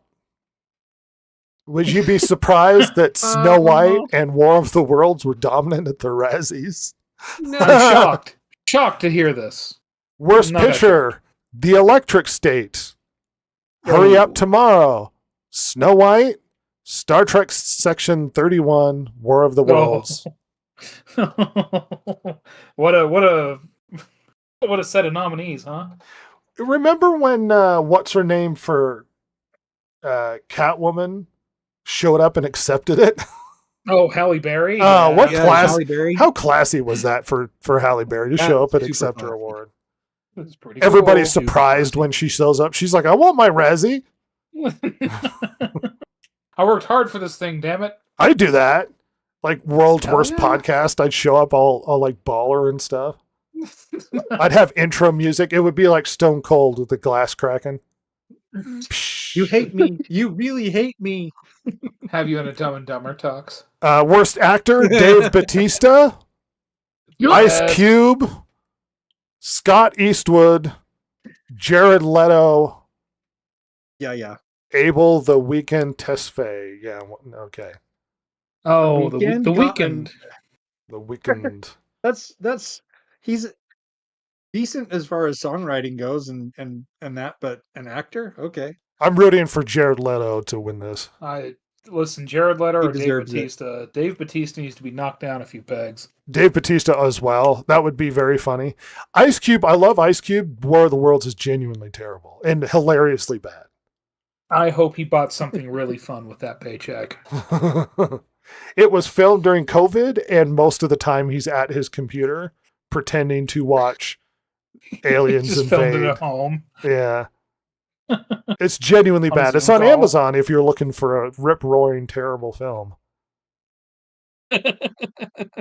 Yeah, Jared Wow. Leto, Dave Bautista, those are the ones I want to win worst actor. God. Scott Eastwood, I So- feel bad for that. I hope he has successful movies. I haven't seen him in this, but whatever. Yeah. So Ice Cube, I would say he's a decent actor. I've seen him in stuff. He's okay. He's okay as Um, long as he plays Ice Cube. Yeah. The thing is that if he's playing at being in front of his computer, then he probably isn't the worst actor on the list there. It was just the fact that he was in a very terrible movie. He's Oh, I don't know. genuinely I've quite seen bad some in that clips of film. it. It's Yeah, he's pretty really bad. awful. It's pretty rough. Really? Yeah. Yeah. Hey, worst actress, Ariana DeBose? Mila Jovovich? I didn't know she was in Lost Lands. She was in Lost Lands with Dave Bautista, and by all accounts, it's a terrible movie. Anyway, Natalie Portman. That would be hilarious for Natalie Portman to win. Oh, I would love that. Rebel Wilson, who's actually just bad most of the time. Yeah, she's a Michelle really- Yeoh. I feel bad about this, but Star Trek Section 31 here. is just terrible. They paid her an absurd amount of money for it. Yeah, And it was wasn't it like supposed- $12.5 million? Yes, yeah. Oof. And it was supposed to be a series that they turned into a movie because they knew it was bad and they were just going to shove that thing out. This is the state of So Star it Trek, started- everybody. It started out as a series, and they morphed it into a movie. Yeah. That's weird. Yeah, the original plan. I think it turned into a movie not too long. Like it wasn't like already filmed as a series. I don't think. That's think. They're I like, this think is they so already garbage, filmed it. The only way we're going to get in. Are you serious? They filmed it as a series? And turned it Yeah, into- and they oh cut my it down to a God. movie. Yeah. It wasn't meant to be a huge series. It was supposed to be like 3-4 prestige episodes or something. Oh, that makes more sense. I mean, yeah. Okay. Yeah. That's a little less bad, but that's still bad. Worst remake or rip-off sequel. I Know What You Did Last Summer, Five Nights at Freddy's 2, Smurfs, Snow White, War of the Worlds.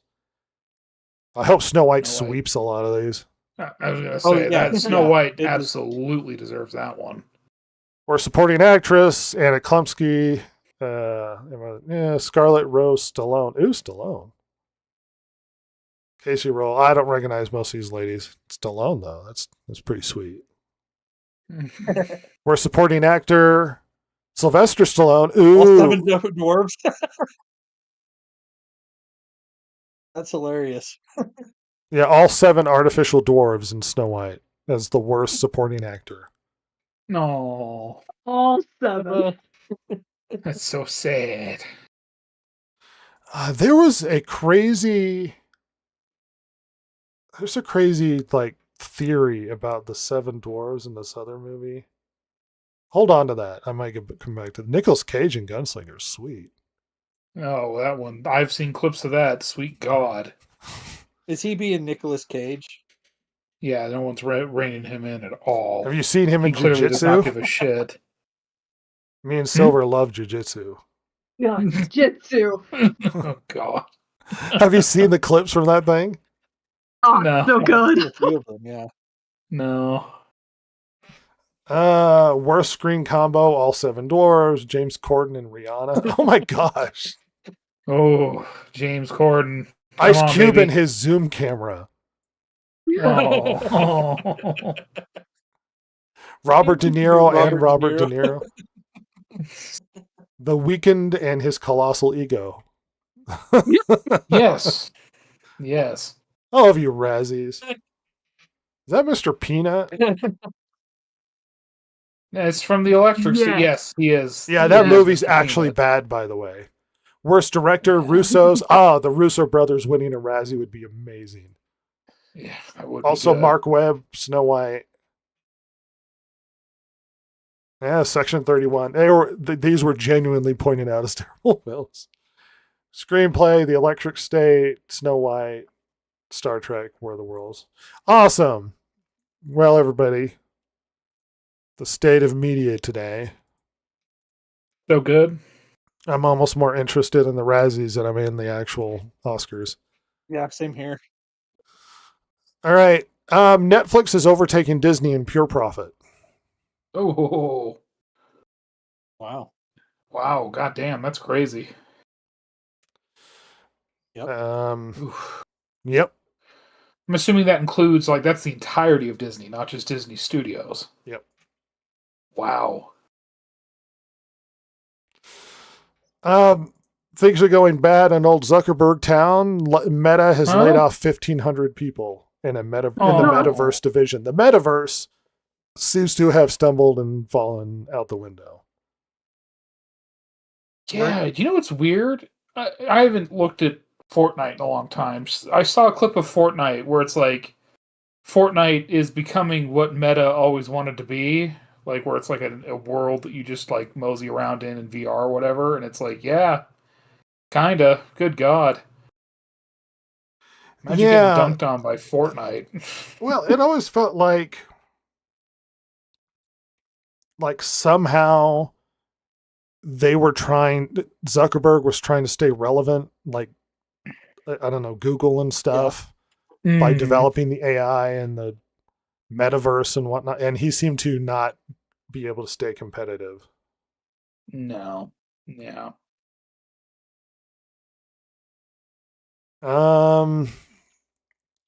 Shifting on. All right. So big drama at Ubisoft. Ubisoft has canceled 6 projects. Let's look Nice. into this a little bit more. Ubisoft has announced a sweeping company restructure that will result in the cancellation of 6 games, including its Prince of Persia: Sands of Time remake. Oh, I love that Brett, game. did you ever see the character designs for that? No. They turned him Indian. Oh, really? Well, then maybe Yo, not. dude. He looks so bad. Like he and the princess. He's both already look diverse. rough. Keep him Arab. What's wrong with you? Yeah, how dare you stay Or Persian? more specifically Persian, which is technically racially different than the Arabs. Of the other half dozen games that have fully been scrapped, Ubisoft is only publicly naming one today. It's the long-awaited Sands of Time remake. Let's see. Ubisoft Stockholm will fully close as a result of the changes, having previously collaborated on Avatar, Frontiers of Pandora, alongside the mobile studio Ubisoft Halifax. Restructuring have also taken place at Ubisoft offices in Abu Dhabi, at Trial Studio and Red Links, and at Massive, home to the division. In addition, all teams will be required to return to in-office working 5 days a week.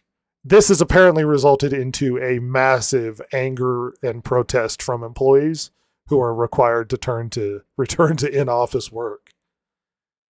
They have been not happy about this. I believe this also coincided with the layoffs. When you are coming to number one, let's see. And it's in a sign of how vast an impact Ubisoft expects this restructure to have, as well as how badly it feels it is needed. The company has scrapped its previous guidance for the full financial year and now expects net bookings of around 1.5 billion, down by 330 million. Wow. Jesus. Yeah. Things are going really bad over at old This is a Ubisoft. collapse. Good Yes. God. You know what they haven't announced is canceled, though? At least last I looked. It's been a Uh-huh. good couple days. Beyond Good and Evil 2. Of all the things to hang on to at this point, very funny to me. Yeah, but seriously. by the way, I figured out why they turned the prince and the lady in the remake Indian. What is that? Oh. It was being developed by Ubisoft Mumbai and Ubisoft Pune. Ah. There you go. Still doesn't Go ahead. justify it, but No. All right. Well, let's move on. Things are going bad in old Ubisoft town. Dude, so bad. Yeah. I can't believe how fast it's happened now. Yeah. I mean, it's incredible. All the money But, you flooding know- in from China and yeah. Oh yeah, but when you think about it, I mean, how much money they've lost on like Skull and Bones, Shadows, Outlaws. Like, good lord. Shadows it's was just kind been- of the nail in the coffin. If that was a banger, if that was a huge success, it would have stayed off the huge buy from China. And we knew it wasn't going well Yeah. within like a week after the game's release. It was like, oh, half the company's being sold to China. Oh dear God. Uh-oh. Shifting on to the news. So, a bunch of drama has happened over in Hasbro land, specifically surrounding the Magic Gathering cards. Apparently, there's a claim that they have artificially inflated their stock price by overprinting cards. Oh my God. Um, That is so dirt nasty. let's see, jointly filed by shareholders with the U.S. District Court. Let's see, including CEO providing materially false and misleading statements to investors as the current health of their most important line of products, and which in turn led to the collapse of the game's secondhand market. Per a recap provided by Rhode Island-based Go Local Prov news outlet, the case received their attention due to Hasbro current headquarters being located at Pawtucket. The lawsuit explains Magic is blah, blah, blah, blah. Anyway, yeah. This drama, I'm not going to go into it here. This drama is a lot bigger and more conspiracy laden than you would know. But yeah, there are accusations that they've been overprinting cards and inflating the value. And how many, for the past couple of years, how many new sets have been announced? I mean, it's ridiculous. Oh, tons. Yeah, I mean, Lord of the Rings, SpongeBob. Dude, it goes on and on and on. There's been so many. Spider-Man. I don't even keep up with that. Yeah, I don't even do Magic the Gathering. I don't keep up with it, and even I know about some of these things. Apparently, Kathleen Kennedy, in her recent Deadline interview, which we kind of talked about, but there's some interesting detail, is that there were future projects planned for Indiana Jones that effectively have been canceled. She basically said that Indiana Jones is on ice at the moment because of how badly Destiny had flopped. Oh. How is this a good idea? One, huh? One of the most famous, beloved. Here's another example of taking a brand, disrespecting the original people, trying to boost up a new character that can't replace the original, and then everybody hating it. Hey, everybody, young boys love Indiana Jones and aspire to be Indiana Jones and whatnot. Let's replace him with a girl nobody likes. Oh, this is a bad idea, and everyone's going to hate it? Yep. Oh, interesting. Oh. It's going to be our big comeback, baby. It almost mirrored a Luke Skywalker. He was depressed and wanted to die. Just kill me, please. And then they go back in time to save old Hilter. That's the story. They go back in time to stop people from killing Adolphus. They wanted to be Adolf's top guy. We gotta save him, everybody. Like, that's the plot of Red Alert, is they go back in time and kill him, and that changes the future. No, this one, they go back in time and save him. God, Disney really are a bunch of fucking hacks, huh? Yes, they are. Yep. Good Lord. It's stealing from Red Alert. Universal has announced they're expanding a huge Pokemon area at Universal Studios. Oh. Not that they don't already have Mario Land, Pokemon's going to kill. Do the kids have to be unattended, like in the show? Yes. Do they give him a pet aren't and then allowed. tell them to go out and have their pet fight other pets? And they... It's going to be like dog fights in the middle of this thing. Good Lord. Well, especially with how interactive By adults. Nintendo Land is, or even like Harry Potter, they'll probably walk around with like a Pokeball, and then they can pretend to throw it and capture them or something.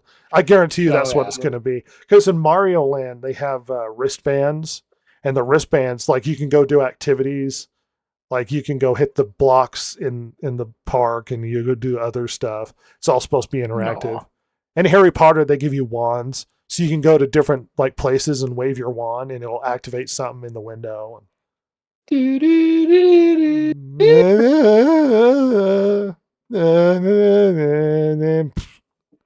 You're a wizard, Harry. Harry, you've got syphilis. Oh no. Anyone see the Voldemort gave it He-Man to you when he trailer? cursed you. Or is it just going to be me Uh, talking about the He-Man trailer? I have seen it. Yes. Oh, what did you think? Oh no.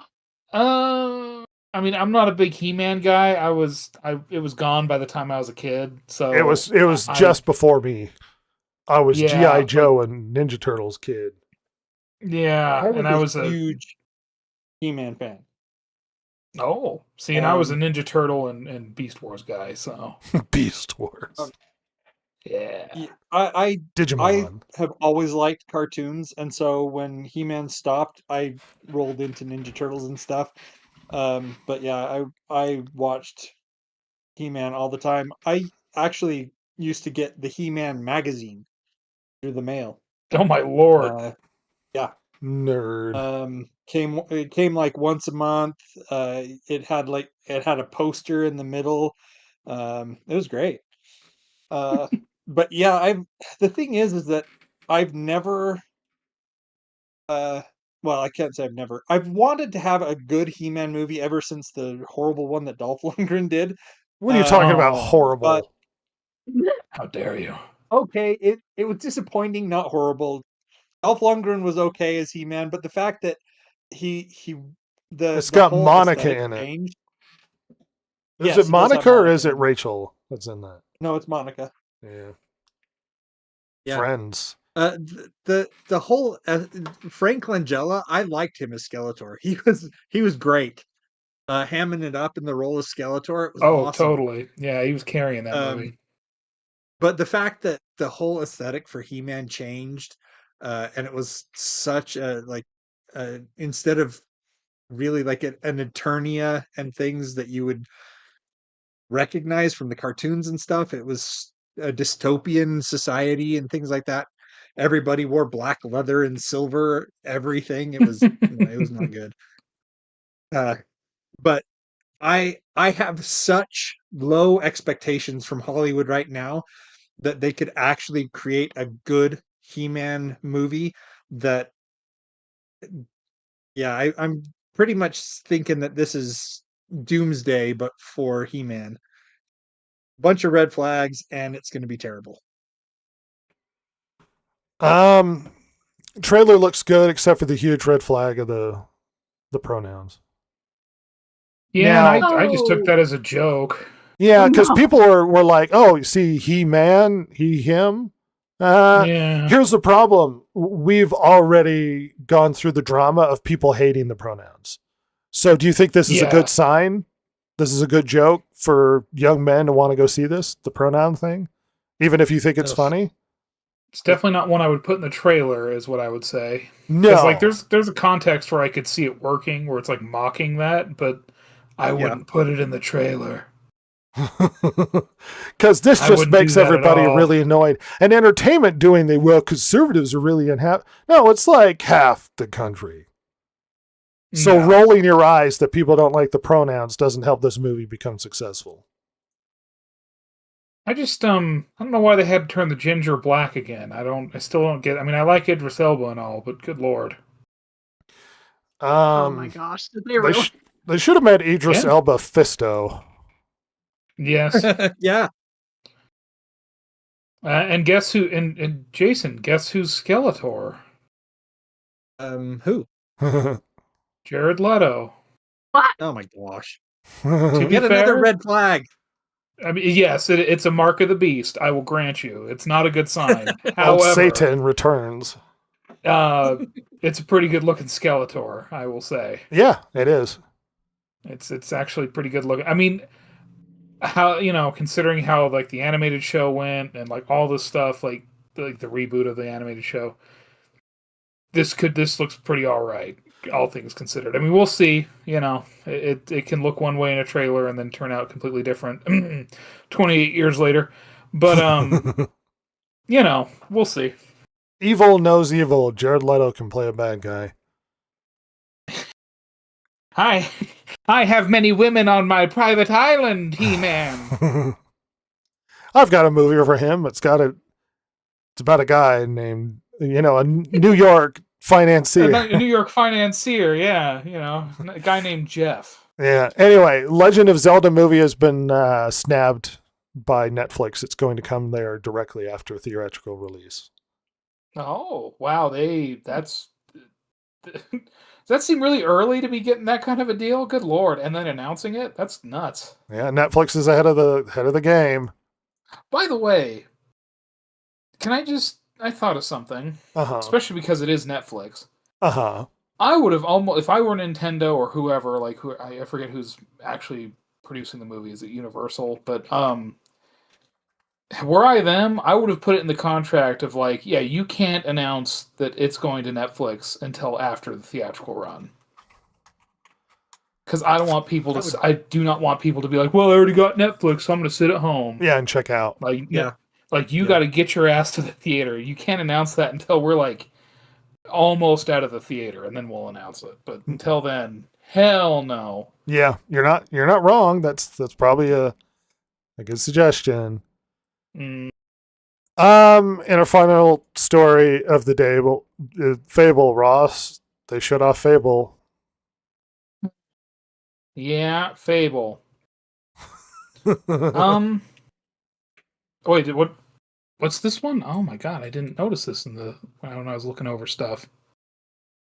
Oh, they're not doing the appearance thing? No. Oh god. And apparently the morality system is supposed to be more subjective. Yeah. So there's no objectivity to good or evil. It just depends on different characters and how they react to you. So it's not objective that doing evil stuff is evil. Well, to play devil's advocate here, and based on what I saw in the trailer, it's more of if you become super rich, like property mogul, which you can do in the Fable games, some people will dislike you because of that. That's what they showed. And if it's stuff like that, who cares?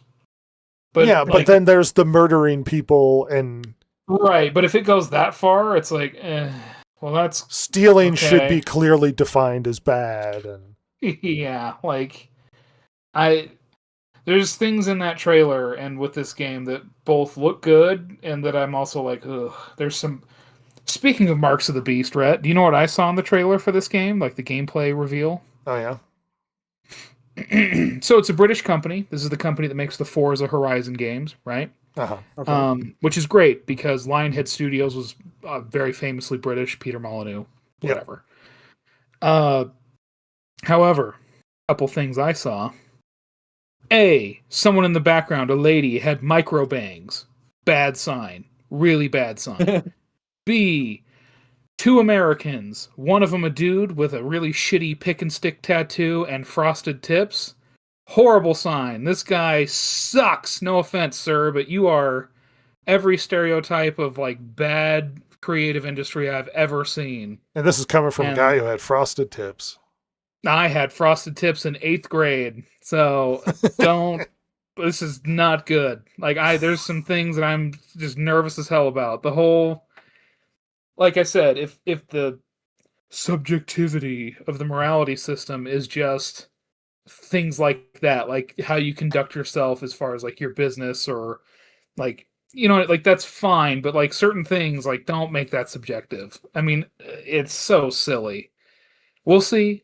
I also hate that Richard Ayoade's in this, and it looks really stupid that he's in there, but whatever. I mean, I like him, but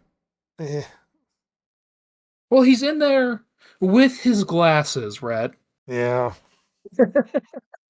And I realize this sounds like mega nerd shit, but isn't this supposed to be medieval fantasy? Where the fuck did he get prescriptions from? Is this the Guardians of the Galaxy the Fable franchise? Oh, did you see that thing I sent you earlier today? There's going to be Office-style cutaway gags, Rhett. Oh my gosh. Uh-huh. This is going to suck. There's parts of this look really good. There's some things that are absolutely the mark of the beast, and I am watching this with a very, very raised eyebrow. A few things that are important to this commentary. yes, the game day one, though, despite a Xbox owned franchise, will be going to PlayStation day one, Mhm. not So delayed. sad. But for some reason, Forza is not going to PlayStation. Yeah, not yet. Just We'll see how desperate Xbox gets. Fable is going to PlayStation. Despite the much maligned, mostly hated, fugly female character, they are going to add a male option. So you will be able to play as Yeah. probably a fugly guy. Yeah, they Um, showed some of the characters. I mean, like, whatever. It's I don't know. They looked fine. Other than that lady, good God, she looks horrible. yeah, the good and evil system is what set the games apart, and it's pretty much gone now. Yeah, Yep. because it was cool to be horrendously evil and start growing horns. It was awesome. It was Or very good, funny to so me. good that you get a halo. Yeah, it Or was so or eat so much you get fat. great. It rules. Fable was very fun that way. Yeah. That was Yeah, some of it the joy was. of playing the game. Well, it's now all tongue-in-cheek sarcasm, and yeah, look forward to that. Ross, do you want to retread our fugly conversation earlier today? Oh, sure. Yeah. Why are women in video games really fugly now? You know, Rhett, Inclusivity. some would say it's because they hate women, but I have a feeling it's even dumber than that. Yeah, it's because of women. Yeah. There was Well, I'm going to cite a few feminist. different studies. So there was they had a problem with a lot of these Harlequin romance novels, where one of the biggest feedbacks they got for the Harlequin romance novels is the lady on the cover was too attractive. They needed to look like a normal girl, and in fact, they specifically would complain if they described the character, the female character in the Harlequin romance novel, as anything really, especially not attractive or slim. People would get very angry, and this was a major feedback to a lot of these companies. Mm. And this reflects with a lot of other studies you find with how men and women treat things, that women, when they watch something, they're engaged with something, they superimpose themselves onto it. Women, Right. heavy women, were getting angry that they were establishing what the girl in the story looked like because they were superimposing themselves into the story. They wanted the men to be hotter with more defined abs and the women to be fatter on the covers. That the That's so women could funny. be uglier and that the men had to be more attractive. And look, I need a more jacked Fabio, god damn it. look at Star Trek Academy. Yeah. Look at Star Trek Academy. All the men are super tall and hot. The women, not so much. Dude, Uh, that one gal, I don't know who her character is, but like she was the one that was dressed absolutely insane on the red carpet. If I drew her character's face, I would get like it would be a crime in some countries. Like it is. did you It's know, rough. Ross, in the show, she had to go to the doctor because she swallowed her comm badge. Hey, So not only are they making them ugly, but they're also making them dumb. hey, Rat. Yeah. Hey, Jason. Hey, Silver. Well, So you may or may not remember, but do you remember that episode of TNG where Wesley Crusher goes to the academy? Do you remember the big mistake he made at the academy? Yeah. Yeah, No, they not off they the top covered of up my a head. wrongful death in like little starfighters. Yeah. Yeah, but these morons 'Cause they eat their wanted to fucking win. comm badge like a bunch of morons. Jesus These God. Starfleet is supposed to be the best and the brightest, and they hired this troglodyte swallowing their own comm badge. Look, Rhett, our Uh-huh. generation, we millennials, we few, we proud, we millennials. Uh-huh. I feel the heat breathing down my neck. They're coming for us. The boomers are dying. and Gen Z and the whatever the ones after them are, I can't remember. They're after a Gen Alpha. They're coming after us, and look, we deserve it, Lock your doors. at least partially. Our writing and our sensibilities, we've, as a generation, screwed the pooch. It's bad. Yeah. But I'm just pissed that Gen X ain't getting none of this goddamn heat. They went right from the boomers for us. Yeah, What they the hell?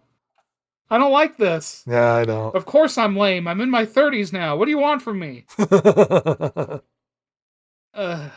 And this type of problem with how they view women too is also reflected. I've cited this study before, but they looked at children, and when given a toy, women impose them. So it's like if they give them a Batman toy, girls would impose themselves on the toy, so they see themselves as a toy, so they take the Right. Batman shopping and whatnot. Okay. Boys try to emulate the characters, so they want to be Batman. They make the Batman voice and everything. So men have this, when they look at characters, they look at them as aspirational, which is why superheroes are so important for boys and these big action movies and Star Wars and whatnot. Girls want to insert themselves into these stories. And I'm not saying one is better or worse. I'm just saying that there is an inherent difference, and understanding that will help you when you ruin a franchise and try and cater to a different audience. Because guess what? No boy is looking at the new Indiana Jones and being like, I want to be her. Terrible. Right. Right. This sucks. And it makes complete sense why we're getting the garbage we're getting, because they're taking IPs that were traditionally male and trying to adapt them to bring in more females, which isn't going to work, because you're going to get rid of all the males that wanted to see this stuff, and the females that would have gone with them to see this stuff. You're getting rid of all of them. Right, but to address the problem with the fugliness, I think it's a reflection of women involved in the gaming industry. Oh, definitely. They ugly up the main characters, much like with the Harlequin romance novel problem. They got genuine complaints when they actually described a character in the book too much, because they're like, well, I can't impose myself on this character. She's too hot. So they deliberately not describe the female protagonist, and then they make them fugglier on the box, or don't display them at all in some cases. Because that's how they read it. They want to be the heroine, or in this case, the milk maiden. And it makes complete sense from that perspective. And these romance novels are not bought by men. No. Silver, And what so, do yeah. you think of the uglifying of games? I think it's definitely. I think you're right. I think it's definitely women in the industry being like, gotta make it more like the normal woman when. Have you seen the character in the new Fable, the girl? I haven't, but Oh, I've seen looks things gory. like that. Let me find it. Fable girl character.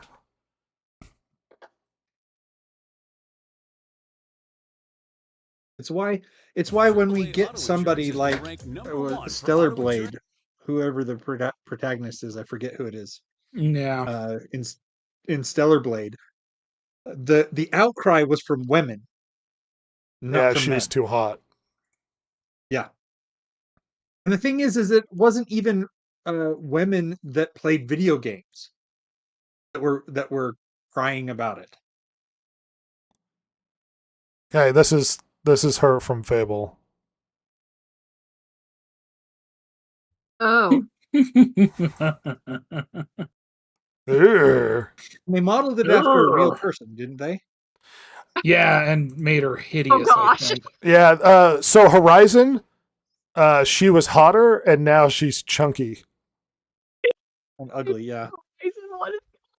This is why things are getting worse. They're trying to cater to a female audience, and the guys are like, ew.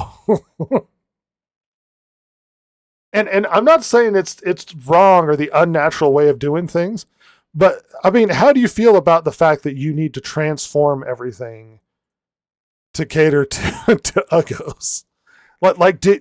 Can you kind of see that in women, or do you reject that premise as being wrong? Like, what do you think about that? I think they shouldn't cater to that. Like, I don't know. At least for me, I want to play someone who isn't uggo. That way I could be like, it me. Look, I'm pretty. But in But- reality, I look like the uggos. So no.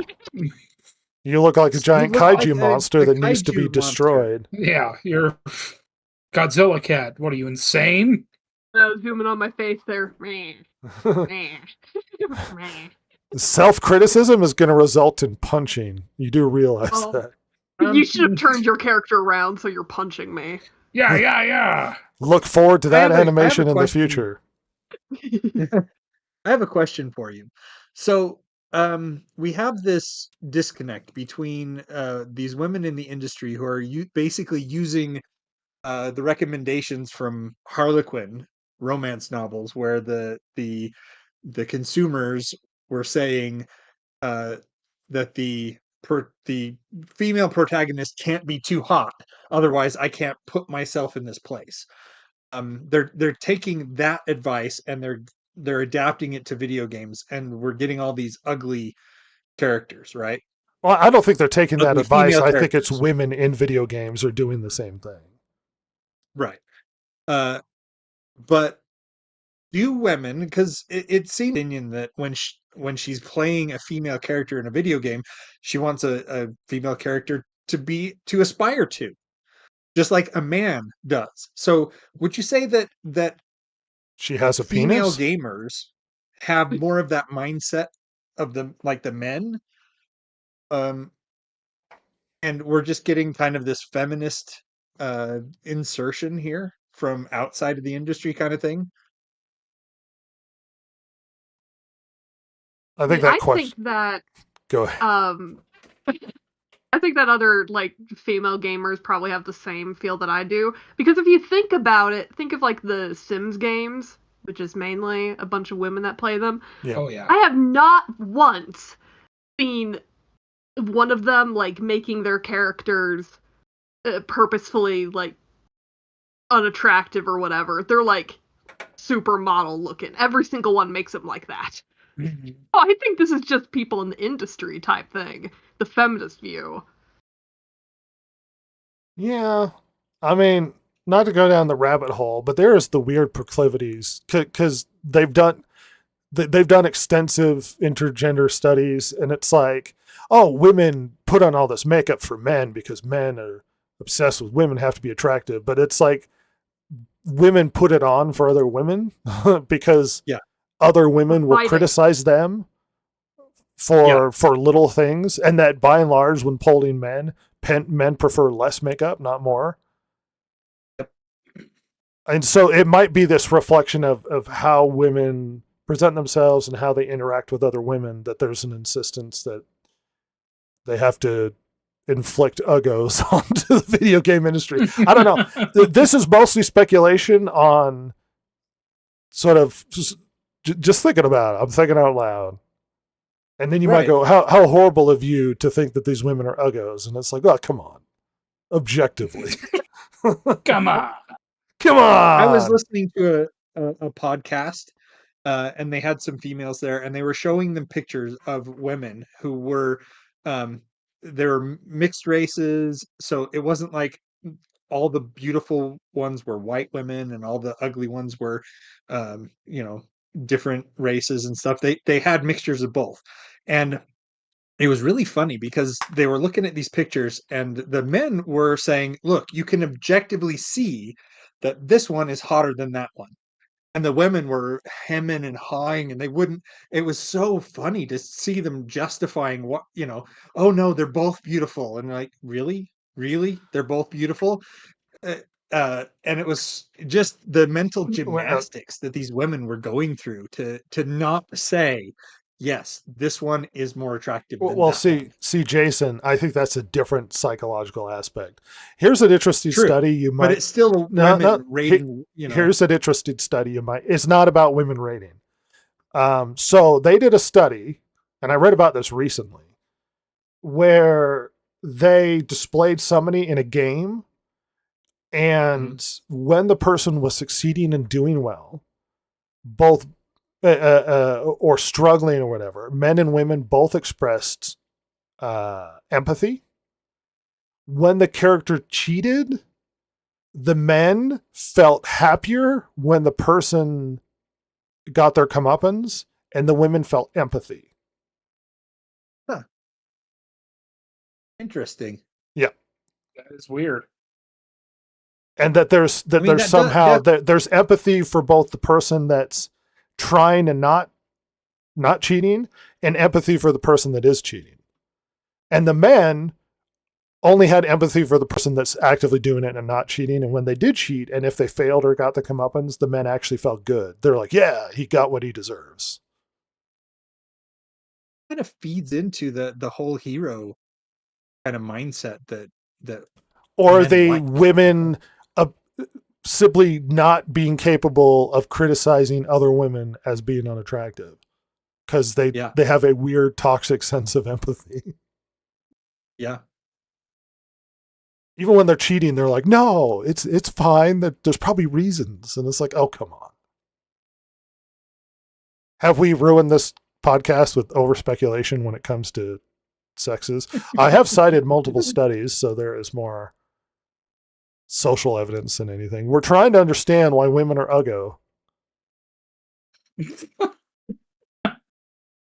Why do women keep wanting to have uggos in there? Yeah, I don't understand. Well, and it's funny that Jason had a point. The extensive criticism when they had really hot girl in the video game, they're like, this is just for the male gaze. And it's like, well, so here's the stupid part. What if it is for the male gaze? So How dare you?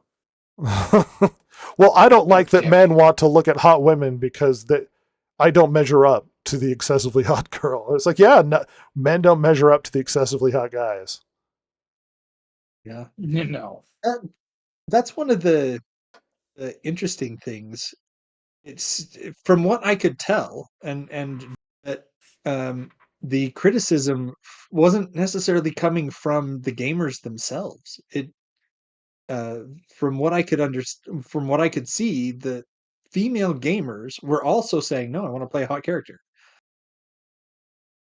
It was just the feminists and people from outside the industry that were like, "Oh, I can't believe this. You're so sexist."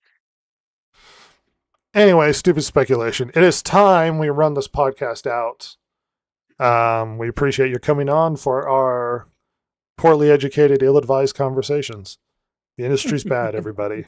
The industry's bad. Oh. But we need to end this nonsense and roll to the outro.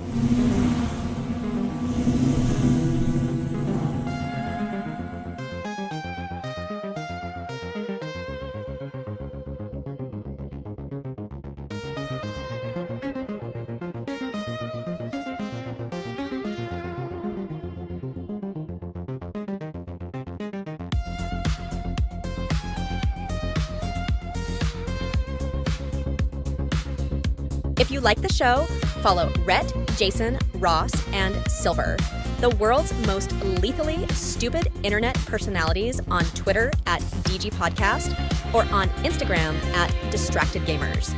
If you liked or hated what you heard here today, you can email them at thedistractedgamers@gmail.com and share your feelings. Not that Jason would care, since he hasn't any, of course.